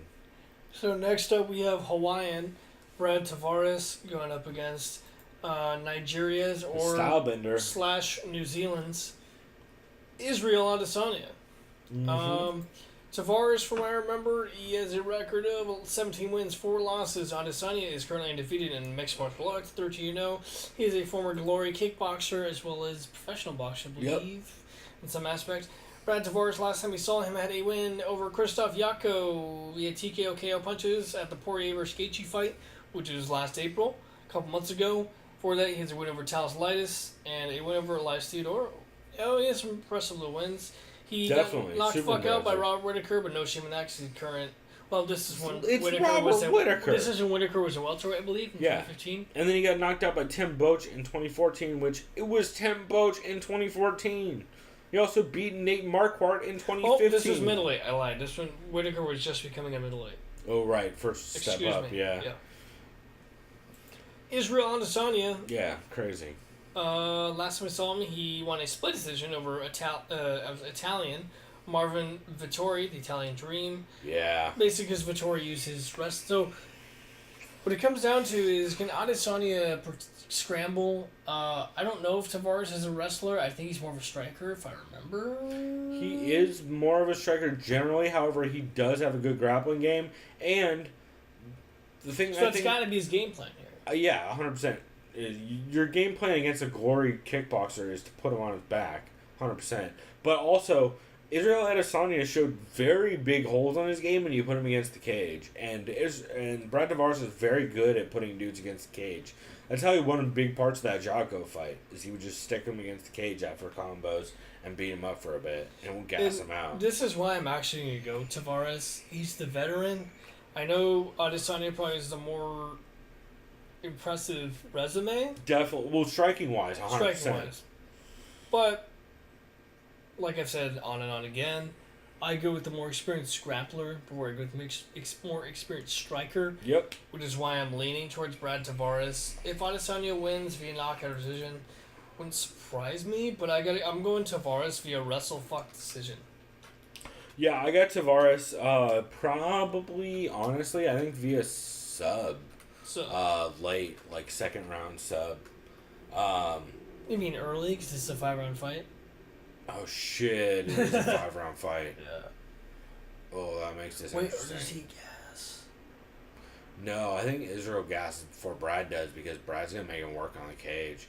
So actually, I'm gonna go 3rd round sub from Brad because I think what's gonna happen is Brad's gonna put him on the cage and make this ugly as shit for 3 rounds, and just basically make him work against cage because Israel Adesanya the entire time just got stuck by Marvin Vettori whenever he wanted to do that, and that's exactly how he shut down Jocko's offense. So that's how I see that going for sure. So Cool. Wait, do you want to take a piss break before we start this? we can. All right, we are back. This is our UFC 226 breakdown where we talk about... we should mention this is sponsored by the new company I just made up on the break, Grain Assault. If you guys need new whey protein and you're getting real frustrated with Instagram comments, take Grain of Salt. I heard if you take a grain of salt before you read Instagram comments, take them as personal, and you feel better about your whey intake. Whey? Yeah. Yahweh. It's a real dumb bit. Really dumb. Anyway, speaking of dumb bouts, or dumb things in general, how is Emily Whitmire and Jamie Moyle on this card? I feel like they could have made this card top to bottom the best card ever, minus this fight. And I don't have a problem with either one of these women. I think they're both good. They could have swapped a tough finale fight with this, and it wouldn't have made a difference. I agree. Why is Rachel Ostovich and not the opener of this card instead of this? Seems weird to me. Anyway, I'm actually a fan of Jamie Moyle. Yeah, I am leaning Jamie Moyle based on she's the one that I've watched fight more recently than Emily Whitmer. Well, really? I don't know. Actually, I have no fucking clue. Because Whitmire fought it. Wow. Whoa. I forgot it was UFC 212. That was a while ago. This is for Moyle. Oh, that was... Wow. Moyle's was 2012. Okay. Or, I mean, 212. Whitmer, oh, no. Whitmer... she got submitted by Jillian... Yeah. She got armbarred in a very ugly fashion against Jillian Robertson, where she kind of just slow-mo reacted to an armbar and just got tapped. Dude, I have no idea who to pick in this. I'm going to give you a hint. Pick Jamie Moyle because Jamie Moyle knows how to defend arm bars. Then there you go. And knows how to strike. Go in Moyle via decision. Honestly, the reason why I'm so down on this one is because... Is that your pick too? Yeah. Oh, no. 100%. Probably TKO round 2. Maybe round 3. I could also see a sub. But it's all Jamie Moyle. Jamie Moyle, I think why people are high on Emily Whitmire is she's got 4 inches on her. But Jamie Moyle 100% is by far the veteran in that matchup. Okay. And she... what are the odds in that? That's what I'm pulling up right now. But in the meantime, Jamie Moyle also knows how to defend takedowns and shit. And knows how to defend against... exchanges on the ground, which it seems like Emily Whitmire maybe doesn't, honestly. So let's see. Jamie Moyle is a minus 188 to a plus 163. Emily Whitmire, I feel like that's about right. I could even see it being a little bit wider, to be honest. Just because Emily Whitmire showed no jiu-jitsu defense on the ground essentially in her fight. Yeah. And she didn't look amazing in the TUF house either. So okay. I just feel like it's Jamie Moyle's fight to lose. Unless she ends up on bottom in a weird scramble and gets armbarred a women's flyweight, then that might happen, but I would never bet on that. Dan Hooker, meanwhile, versus giant ass Burns. Dan Hooker versus giant Gilbert Burns. Yeah, this is a tough one to call. It's tough to pick. I'm leaning Dan Hooker based on who he's fought in his last 4 fights. He's coming off a TKO finish over Jim Miller, which is very impressive. Before that, he choked out Mark Diakiese, who is a very highly touted prospect in England. And he also needed Rob Pearson, man. The knee And the strike finish is the theme here for the Kiwi, Dan Hooker. Gilbert Burns, the Brazilian, though. His last 2 fights, he has victory over Dan Moret, or Dan Moret, however you say it, and a TKO victory over Canada's Jason Sago. He has an decision loss.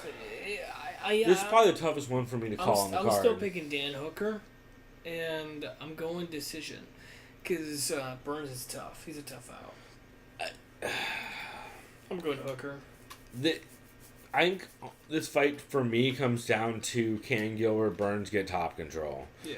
Because if he can, and he can secure it, I feel like he wins this fight easily. But Dan Hooker is scrambly as shit and very long. And Gilbert Burns is a power kickboxer.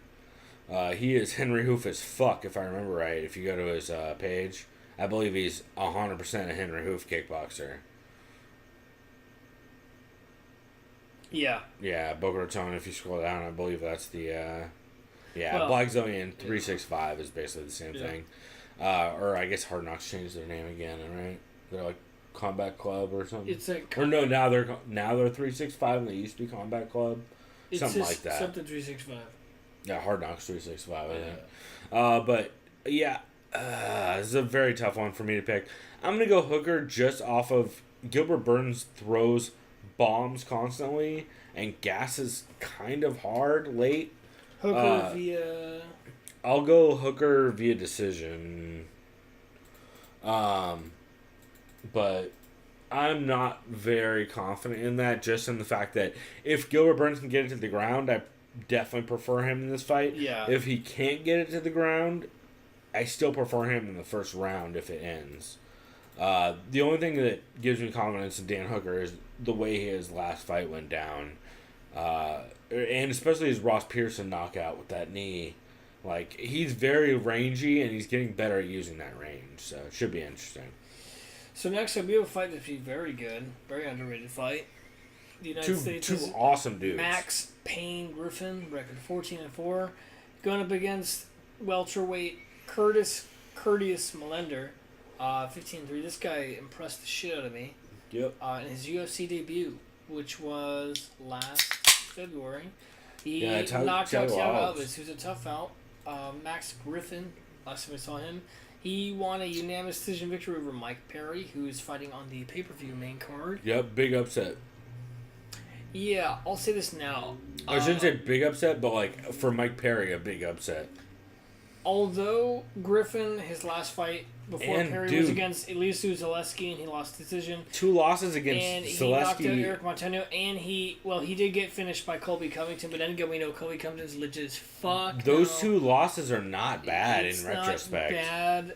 Curtis Melender, I'll say this is a hunch. I'm going with him. I know it's very premature because he's only had 1 UFC fight. However, dude, he's looked very good in LFA. Extremely impressed by his debut. And he looked very good. It's probably one of the cleanest debuts I've ever seen, pound for pound. It's up there. This dude looks like he could not hang with the best, but I'm going Melender. I know there's not a lot of merit to that based on his I mean, but it's I don't know, man. I think this dude's gonna show the fuck. I think he's going to be a force to be reckoned with the next year or 2 years, man. Scroll down a bit. I mean, it's hard to argue looking at his record, because even in LFA, he's got some names on his record. Like, dudes like Kevin Holland and Johnny Cisneros, or whatever however the fuck you say it. Yeah, dudes had a decent record. I'm going to go Max Griffin. Wait, go back to Max. I'm going to go Max Griffin decision. I'm going Melender decision. And the only reason I'm going Max Griffin decision is because I think he's just going to be more composed. And a little bit slicker.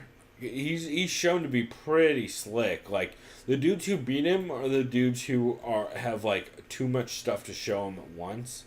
And I'm not sure Melinder's one of those guys who is gonna show him like just a bunch of crazy shit all at once.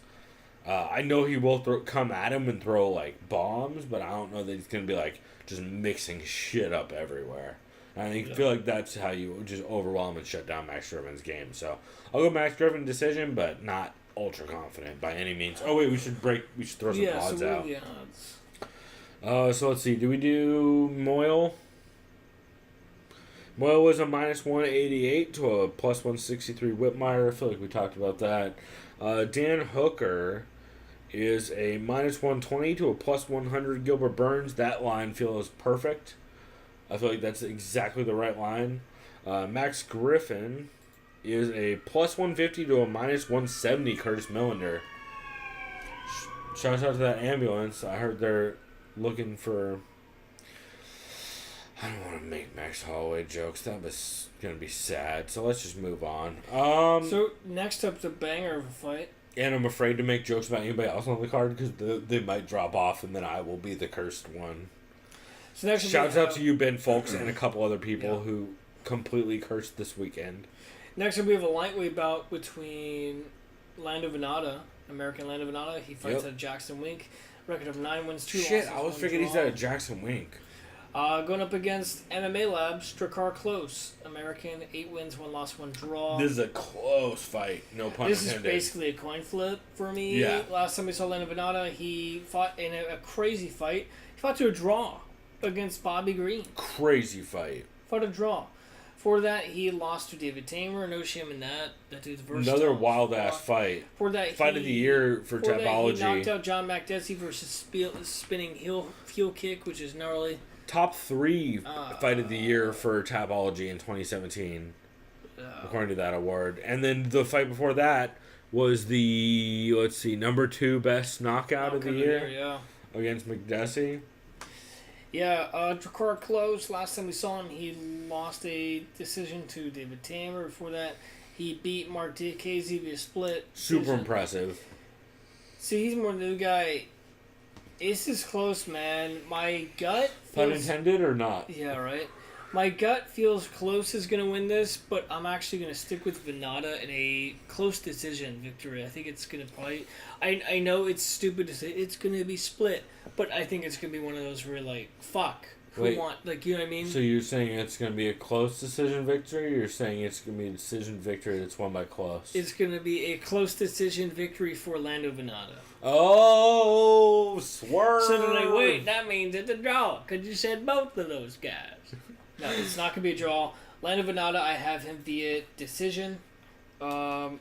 In a spectacular fight. This might be one of the best fights on the card overall. I think it's going to be very good. I think he's going to draw a brawl out of Drakkar Klose, who's a dude who normally likes to kind of sit on the outside and pick dudes apart, which he did very well. Scroll down. He did that super well in the Mark Diakese fight. He did a really good job of drawing out all the big shots of Diakese and then punishing him later in the rounds. I do think he'll take the 3rd round guaranteed pretty much in this fight.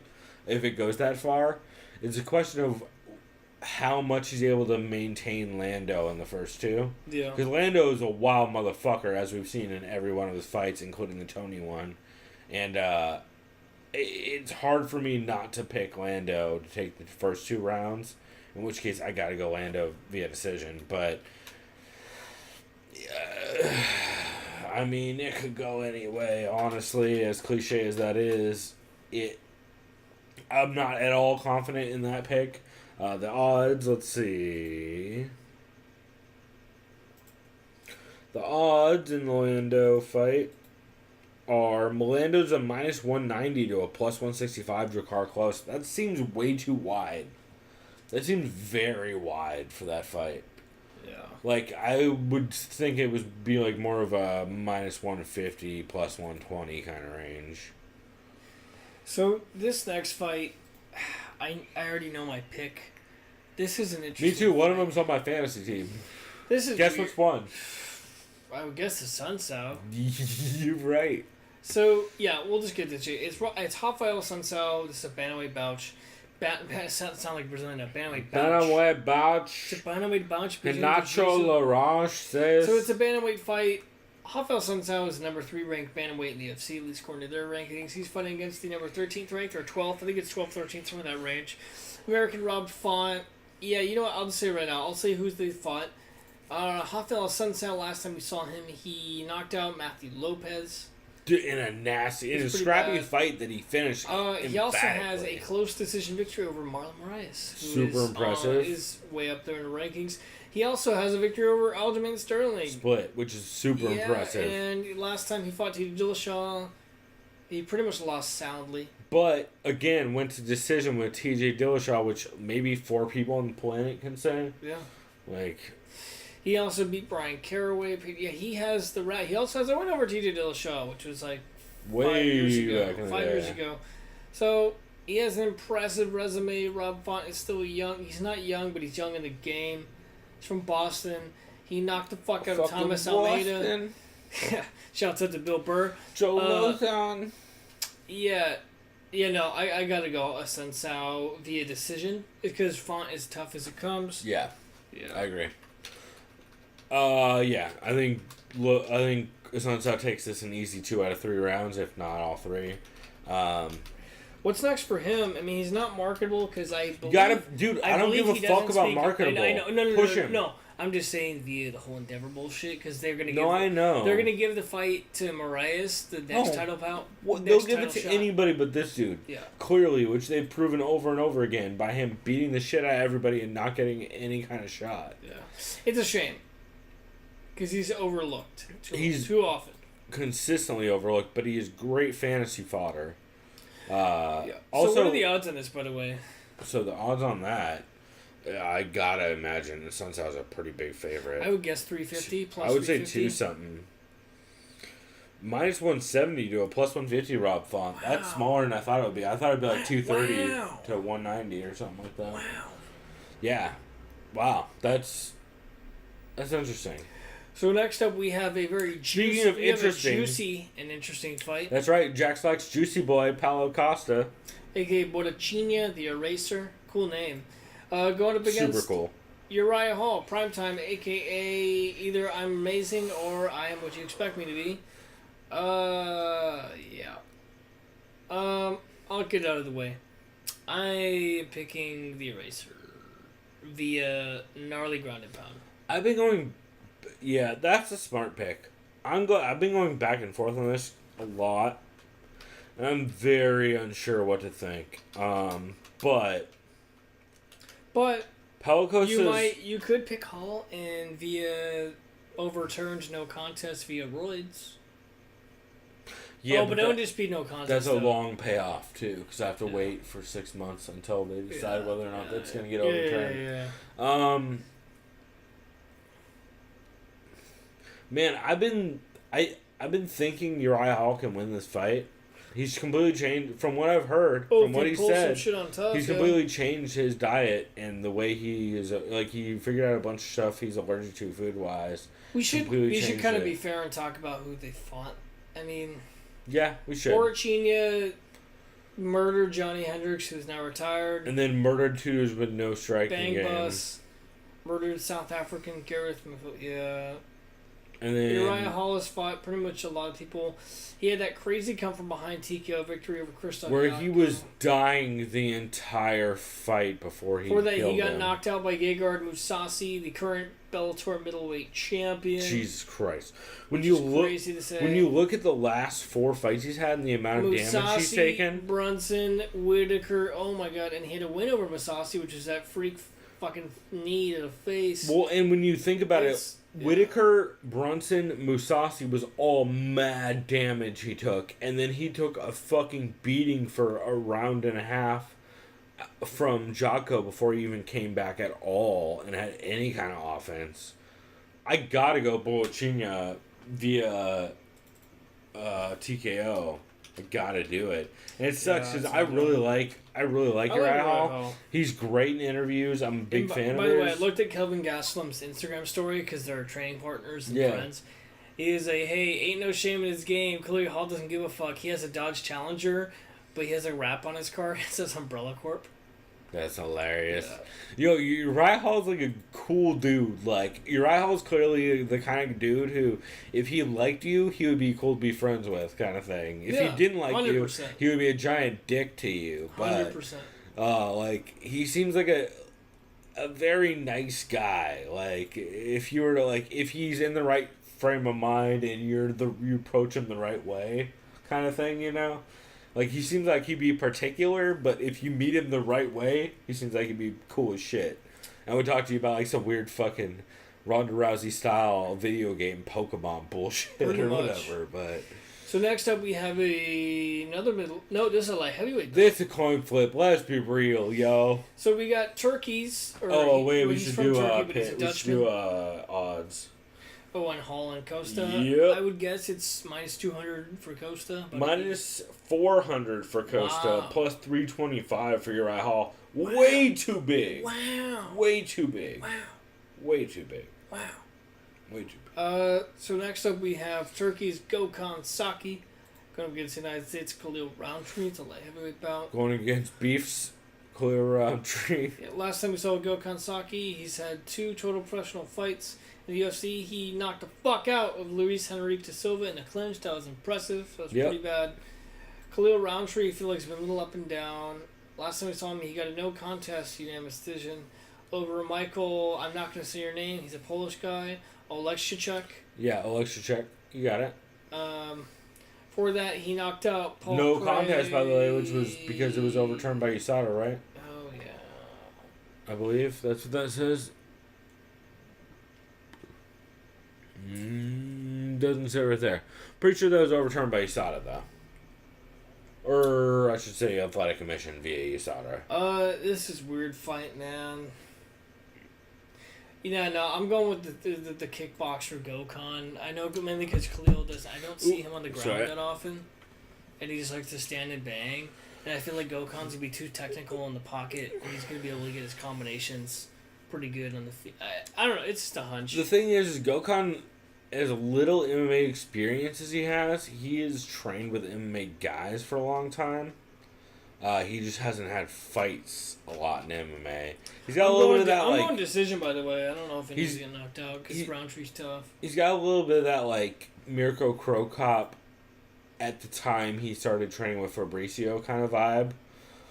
Where he's just a fucking high-level kickboxer. And Khalil Roundtree has, while he's shown moments of greatness in the octagon, grappling has generally not been those moments, aside from like a fucking clinch where he throws a dude and then throws crazy kicks to his body in TUF or whatever. Yeah. And yeah, Gokhan Saki's a scary man. Full disclosure, I also have Gokhan Saki as my flex in fantasy, because that is free points if he wins. So and if he wins, it's gonna be first round knockout. You think knockout? 100% knockout. You're insane if you pick Saki by anything other than knockout, as far as I'm concerned. Yeah, you know what? I'm gonna change that, and I think about it because I already told myself to. Oh wait, if this goes to decision, Roundtree wins this. Yeah, he can't go to the ground anyway, so it's got to be knockout. I'm gonna say flat out KO. It's gonna be like he's gonna starch him. He's gonna get folded up like a chair. He's gonna get folded up like a chair, unfortunately. Like a lawn chair. Yeah, like a lawn chair. The old right there, Fred, courtesy of Bill Burr. Billy fucking Bub, by the way, if you go on the Comic-Con. Oh, Freckles. Billy fucking Freckles is gonna be commentating the Breaking Bad Wolf. Oh shit. So what are the odds for this? So I gotta imagine Gokhan Saki's a fucking stupid favorite in this. 500? In a way that he should not be as that big of a favorite. Wow, Gokhan Saki's only minus 130 to a plus 110 Roundtree. To be fair, I'm kind of torn. I mostly have Gokhan Saki because I have him as my flex in fantasy, and because he's easy fake points, right? Like if you need free points on a pick that you aren't sure about, he's an easy. Hey, if this ends, it's gonna be first round and violent, right? Like fight of the night kind of bonus winning. Extra point winning kind of shit. Also, we're talking about Magwar, if you guys don't know. I would recommend you to our league, but I think we only have 2 slots left. Speaking of which, Judo Bill, hit me up if you still need to get into that. Because we are quickly running out of slots. Although we might start a second league. We'll see how that goes. So anyway, next up keep moving on. Yeah, this is where it starts getting very tough on picks. So we have Anthony Showtime Pettis, the former UFC lightweight champion. Fuck you, Zane Simon. He's still on the card. Going up against Mike Maverick Chiesa. Looking like fucking... AKA, don't you ever talk about my fucking mom, Chiesa. Dude, he's looking like the goat from Tenacious D and the Pick of Destiny in that picture. So let's just break this down. Anthony Pettis, last time he fought, we saw him, he lost via broken rib when Dustin Poirier mounted him, full mount. Basically just crunched his ribs together with his knees. That was, he was ground and pounding him. Or no, it's when Pettis tried to transition his escape. Yeah, he broke his rib. Which is a shame. He was getting dominated, though. For that, he had a win over Jim Miller. He got knocked out, or finished, I should say, by Max Holloway. Devastatingly. He choked out Charles Oliveira, which is impressive, considering it's Charles Oliveira. Yeah. And then before that, he fought Murders Row. He lost to Edson Barboza to a decision. He lost to a close decision fight against Eddie Alvarez, and he lost his belt to RDA, which was very decisive. That was also when everyone figured out his style back-to-back. Yeah. Michael Chiesa, last time we saw him, he got choked out by Kevin Lee. Was it prematurely by Yamasaki? No one knows, but at this point, they've moved on. Shouts out to Michael's mom. Michael, please don't hit me for that. I was just saying it was a reference to the stuff you guys talked about pre-fight. He was supposed to fight Tony Ferguson, Tony Ferguson, in July of 2016. For that, but yeah, Michael Chiesa hasn't fought in a while, but blame it on BK, because he was supposed to fight 223 against Pettis. This fight was rescheduled it was supposed to happen 2 pay-per-views ago, but because of BK, it didn't happen. This is tough to pick. I've been going back and forth on this I think as I'm of leaning, today. I think I'm leaning Michael Chiesa. Everyone is. And but I'm not I don't know. Either way. Like, I've been waffling on this since it was announced because... remember, I had back when this was originally scheduled for pre-Conor McGregor bus incident, I had Chiesa in that, and then I switched to Pettis at a certain point when I figured out, actually it was the day that the incident happened, because I remembered Pettis is southpaw and Chiesa is orthodox. Good point. Or vice versa, I might be mixing those up. Anyway, they're opposite stance. And I figured if someone's going to bang body kicks home in a way that's going to be effective and shut down this fight, it's going to be Pettis. 100%, right? Yeah. And that was really kind of changed my take on it, but it's not like I don't think if Chiesa can just dig an underhook, he wins this fight. Because I think he does. I think all he needs is an underhook, and then he wins this fight. Each round. I got Chiesa via decision. I think that's a smart pick. I've got Pettis via TKO body kick. I like it. It might be like body kick left hand. It might be decision via just attrition to the body. But just the open stance is the only reason why I have a lot of trouble giving this to Chiesa. Because that combined with it being the bigger cage of the two, like if this was on the TUF 26 or 27 card, I would definitely take Chiesa. But so, and what are the odds? Oh right. So the odds. Chiesa is a -160 to a +140 Pettis. That seems a little wide, but I could see why it would be that way. So this next bout is at welterweight. This is current lightweight fighter Paul the Irish Dragon Felder. He's going up against Mike Perry. By the way, I'm grabbing weed to smoke for this fight. You guys can go ahead and do the math on why I would do that. It ain't no platinum OG, but it's close. So, I would go over who Felder's fought last, but it's been against lightweights. All I know is that... Well, to be fair, we should look at it, though. He has very good top game, top control, and vicious elbows, what do you want to call them? It's... Especially that win over Charles Oliveira. That was one of the worst sounding knockouts I've ever seen, with his elbow to his goddamn forehead or his jaw. It's after getting out of a deep sub. Mike Perry has very good knockout power, very powerful welterweight. 100%. He lost unanimously to Max Griffin, who put on a clinic again. Well, Perry's He just tough. shut him down. Yeah, he just shut him Before that, he lost to a top 10 guy, Santiago Ponzinibbio. Leg kicks and shut him down. But Perry has heart. That's what I like about him. I feel like it's almost impossible to knock him out unless you hit him clean enough. Yeah, it made top. I'll just say this. I'm 40. actually going with Paul Felder in this one. I don't care that he's undersized. He's a massive lightweight. He's basically an average-sized welterweight, all things considered, in my opinion. Especially after seeing with the weigh-ins, they're very similar in size. I think Mike Paul looks a Felder's little just bit more wider, technical but- and more skilled and more versed in most aspects just of MMA. So you lean in decision or finish? Or? Yes, no. Perry's tough son of a bitch. He should have been finished by someone like Ponzinibbio. He's a very good kickboxer. So I got Felder by decision. I think he takes 2 out of 3 rounds. I think Perry will steal a round. I think he'll get the first one. He'll come out really swinging hard and clip him a couple times. I've never seen Felder clip though, so I don't know. I have in a couple fights. He's gotten banged on by dudes and still came back. Didn't he lose that one fight because his eyebrow got opened up? Yeah, he wasn't doing great against what's his face? Oliveira even early, but Trinaldo, yeah, I think it was the fight where he got pieced up. But yeah, overall, no, I'm 100% going Paul Felder. I have him on fantasy also. Since Max Holloway dropped off the card, I picked up Paul Felder. What do you like him in? Yeah, just because I can't. The only way he finishes Perry is by sub, and I don't see him doing that. And I think Perry hangs in enough via ground and pound, but I think Perry's gonna get lit up on the ground in this fight. I think he puts him on the cage and dumps him on his back. What are the odds on this? If we could take a look. I believe, if I remember, it's closer than it should be. Actually, I don't hate these odds. Minus 155 for Paul Felder versus plus 135 for Mike Perry. Okay, that's not bad. I think that's pretty fair, honestly. So, this next fight, which is now the co-main event, like I said before, I was going to pick Ortega based on a hunch. Yes, I think Holloway's more talented. I had fighter Holloway overall. TKO second. Second, wow.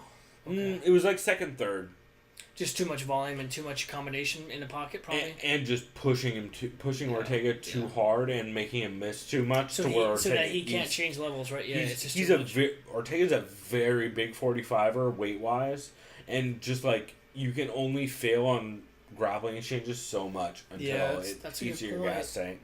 So I had Holloway, this fight, third round. However, probably. This next fight is a heavyweight bout between Francis. Plus leg kicks. Yeah. Between Francis Ngannou and Derrick Lewis. Francis Ngannou flying in a banging title. So he's from Cameroon, but he fights by way of Paris, France. Going up against the United States is Derrick Lewis, who fights out of Houston, Texas, aka H-Town on that hoe. Yeah, man. So let's just be real. Does this go past the first round? Yes. I think it does, too. Everyone's going to be mad. I know. I think it probably goes almost all 3 rounds. I think so, too. I think everyone's going to be mad. Yeah. Well, I think it goes to the third. 2. I'll say this. My pick is Ngannou. Well, no. It's weird. Okay. No, you know what? Now that I think about it, because I've seen him transition, surprisingly, I think I'm going Derrick Lewis. Because you can't pick Ngannou after the first round. I'm going Lewis via decision because no, you're gonna see him take down Ngannou. This is gonna be a weird fight. Yeah, I remember, who did he fight? I think it was Mark Hunt. He lost that, or I don't know who it was. There was a fight. Pull up his record. There was a fight where someone had him in. I think it was Shamil Abdurahimov. And basically, Lewis used just his strength alone to get a fucking reversal and get up on top. And dude, if you I think it was Shamil Abdurahimov. Oh no, it was Tybura. Oh, that's who it was. Guy. You're right. Yeah. You know, that's why I'm going Lewis. I know Ngannou's. I don't know who's physically stronger. Maybe Ngannou, but then again, Ngannou's lost weight. He's lost like 10, 15 pounds. I agree. However, I'm going Derrick Lewis, TKO, third round. Third round, okay. Yeah, because Ngannou has 1 round to win this fight. That's right. Even with the shed weight? Yeah. No. Is he going to throw differently? Yeah. He never has in his entire fucking life. And fucking Derrick Lewis has gone 3 rounds with a bunch of killers. He also went 4 rounds with Shamil Abdurahimov where he hit takedowns late and ground and pounded his fucking face in. including the Travis Brown win where he got killed the first round, came back, dumped him on his back, and ground and pounded his face in. All while he had to go take a shit. Well, allegedly. Yeah, AKA his ribs were broken to hell. I know. But, 100%. I don't understand picking anyone but Derrick Lewis in this fight. I don't have him in fantasy because I don't have any kind of fucking faith. Don't put me... 100% could Francis Ngannou just throw some fucking heater from his hip and land something? Yeah, 100%. What are the odds on this, by the way? I gotta think Ngannou is heavily favorited, right? Yeah, I'd say probably minus 300. Or favored, I should say. Yeah. Ngannou is at... Whoa! I need to put some money on this. Ngannou's a minus 365 to a plus 305, Derrick Lewis. Fucking 3-1. I will put $5-10 bucks on that. The main event of the evening, we still have going on, at least as of tonight.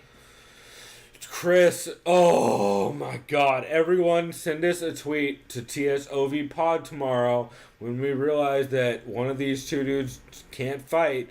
And Watch, you DC just will be cursed like, us. my legs actually hurt. Fuck it, I swear to God, dude. If you fucking just cursed us that bad right now, I am 100% blaming you. Hey, it's worse for me, motherfucker, because I'm going to the fight. That's true. You've now sealed your own fate.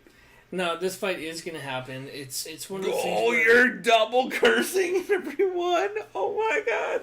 You guys.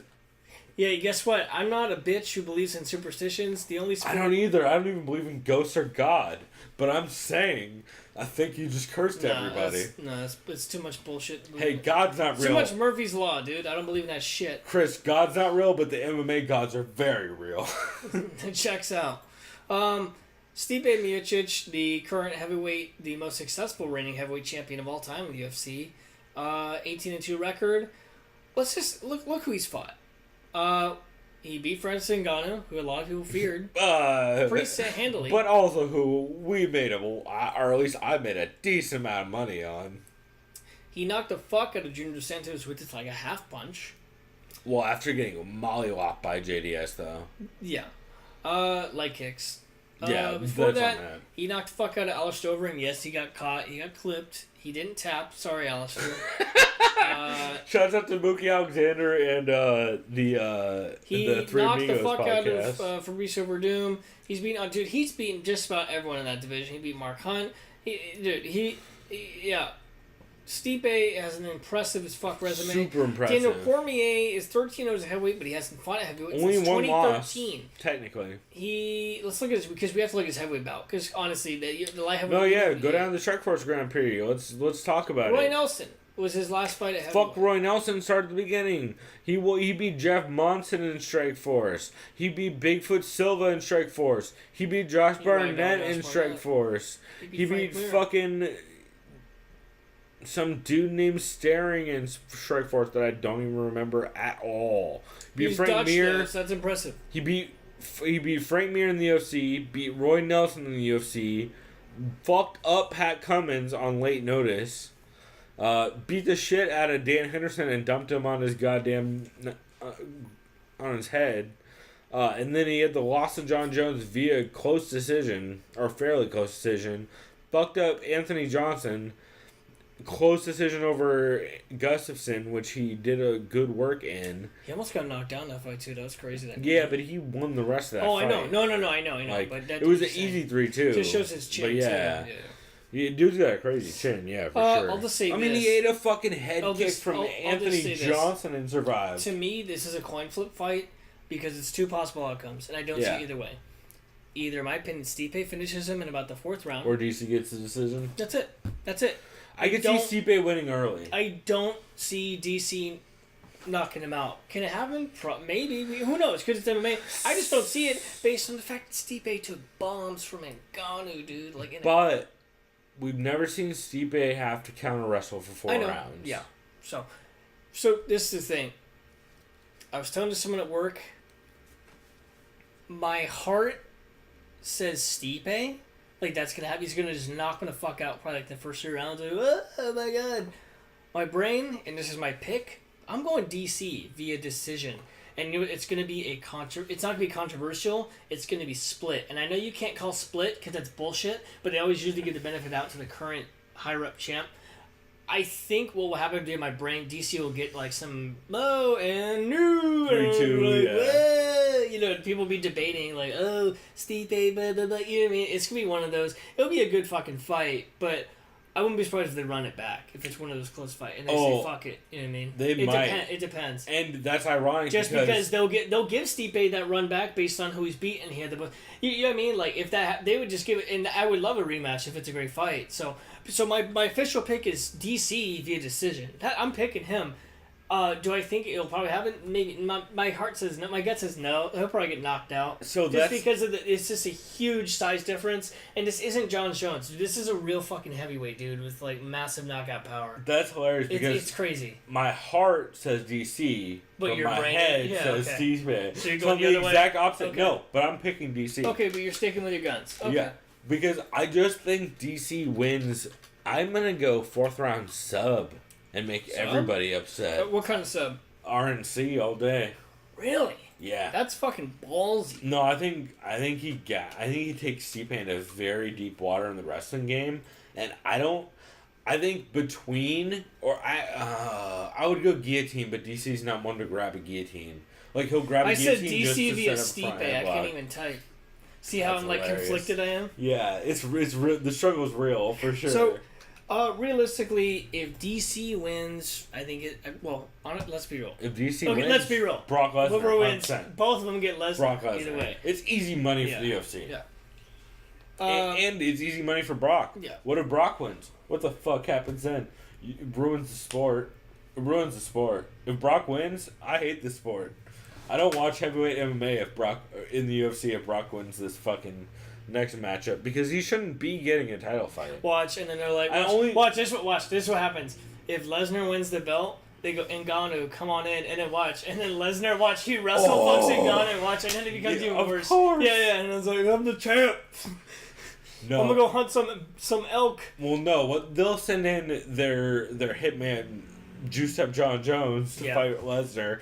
Hey, John, what do you think of this juicy opportunity? Yeah. Against Brock? They'll just be like, yo, Jeff Nowitzki, take a hike for like 6 months and we'll talk to you after who that. are we kidding? If Lesnar beat them, he wouldn't even win because it'd be NC via fucking roided to the gills. Well, that too. Yeah, so there's that. But that's if they don't pay off USADA correctly. Yeah.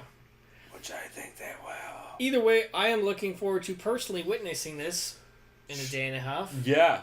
Oh, I swear if you fucking curse this DC fight, everyone needs to go ahead and tweet at Chris Madaffer on Twitter or hit up #1 NO1 BOOL shit guy on #1 bullshit. Yeah, #1 bullshit guy on the MMA community because Chris ruined everything. If this fight falls through, you've cursed this harder than anyone. As did some heard. other asshole podcast who probably just said, "This fight happens." There's been like 6 other podcasts that I've heard curse this fight and the co-main. Speaking of which, BBC MMA show cursed this card very badly, which came out yesterday. Actually, they published it today. They recorded it yesterday, where they said like, "Oh, I'm pretty sure somebody's gonna drop off the 226 card. Hopefully not someone in the main card." Which is by the 4th year it's happened in International Fight Week. Oh, it always does. Matt Hawkins has been from the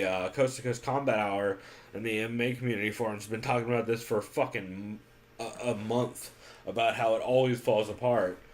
Because he's been on top of this. He had stats and everything, which is hilarious, but. Yeah, if you fucking curse this main event, though, I've never heard anyone curse it as bad as you just tried to. Cool. And you're going to it. So it's like 3 times the curse level. So yeah. I'm very excited to see how it turns out, if for no other reason than to constantly clown you if you fuck this up. Sure.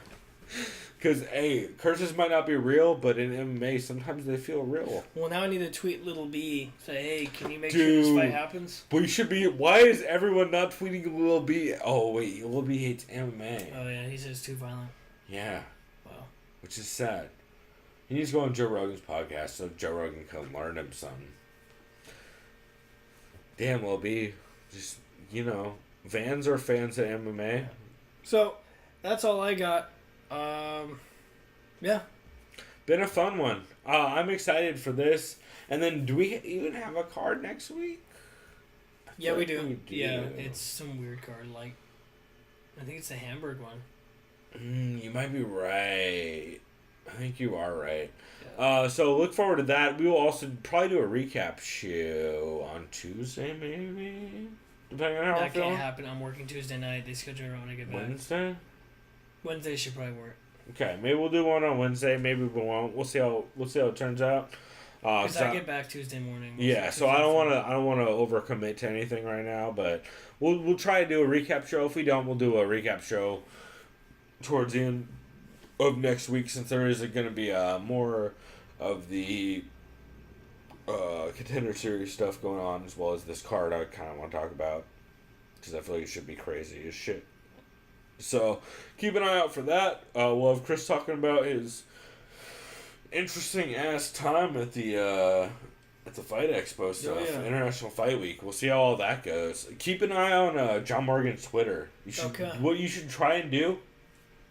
You should definitely try and go to John Morgan, like grab a beer with John Morgan, because I bet you he's just gonna be hanging out at a bar at some point. Probably. So you should hit him up, be like, hey, I'm from San Diego. I love your podcast and I love Bella's Point. Where are we getting a beer? And he'll, I almost guarantee he'll hit you up at the spot. So keep an eye out for that, and follow us on Twitter, TSOV Pod. Eventually, we'll try and get Chris to do some video while he's out there, and we'll upload that to The Sound of Violence. If you search The Sound of Violence podcast on YouTube, should show up. You guys can email the show, chris@thesoundofviolence.com, or on the website there's a Contact Us tab, which the homie Mike used, and hit us up, and we appreciate it, man. It's cool hearing from you guys. So if you ever want beer recommendations, if you want to tell us what podcasts we should be listening to, if you want to tell us what weird, fucked up MMA movies we should do commentaries for, we appreciate all of it, man. So feel free to reach out, and I think that's about it. Like, subscribe, all that garbage 19-year-old YouTube shit people say. Exactly, yeah. And until next time, everybody, go enjoy International Fight Week. I am fucking hyped. I hope you guys are too. Stay cool in the heat. Yeah, avoid the fucking 1,000-degree temperatures that Chris is going to be trying to survive while walking from New York to the T-Mobile Arena. Yeah. And until next time, everybody, go do something decadent. We out. Bye.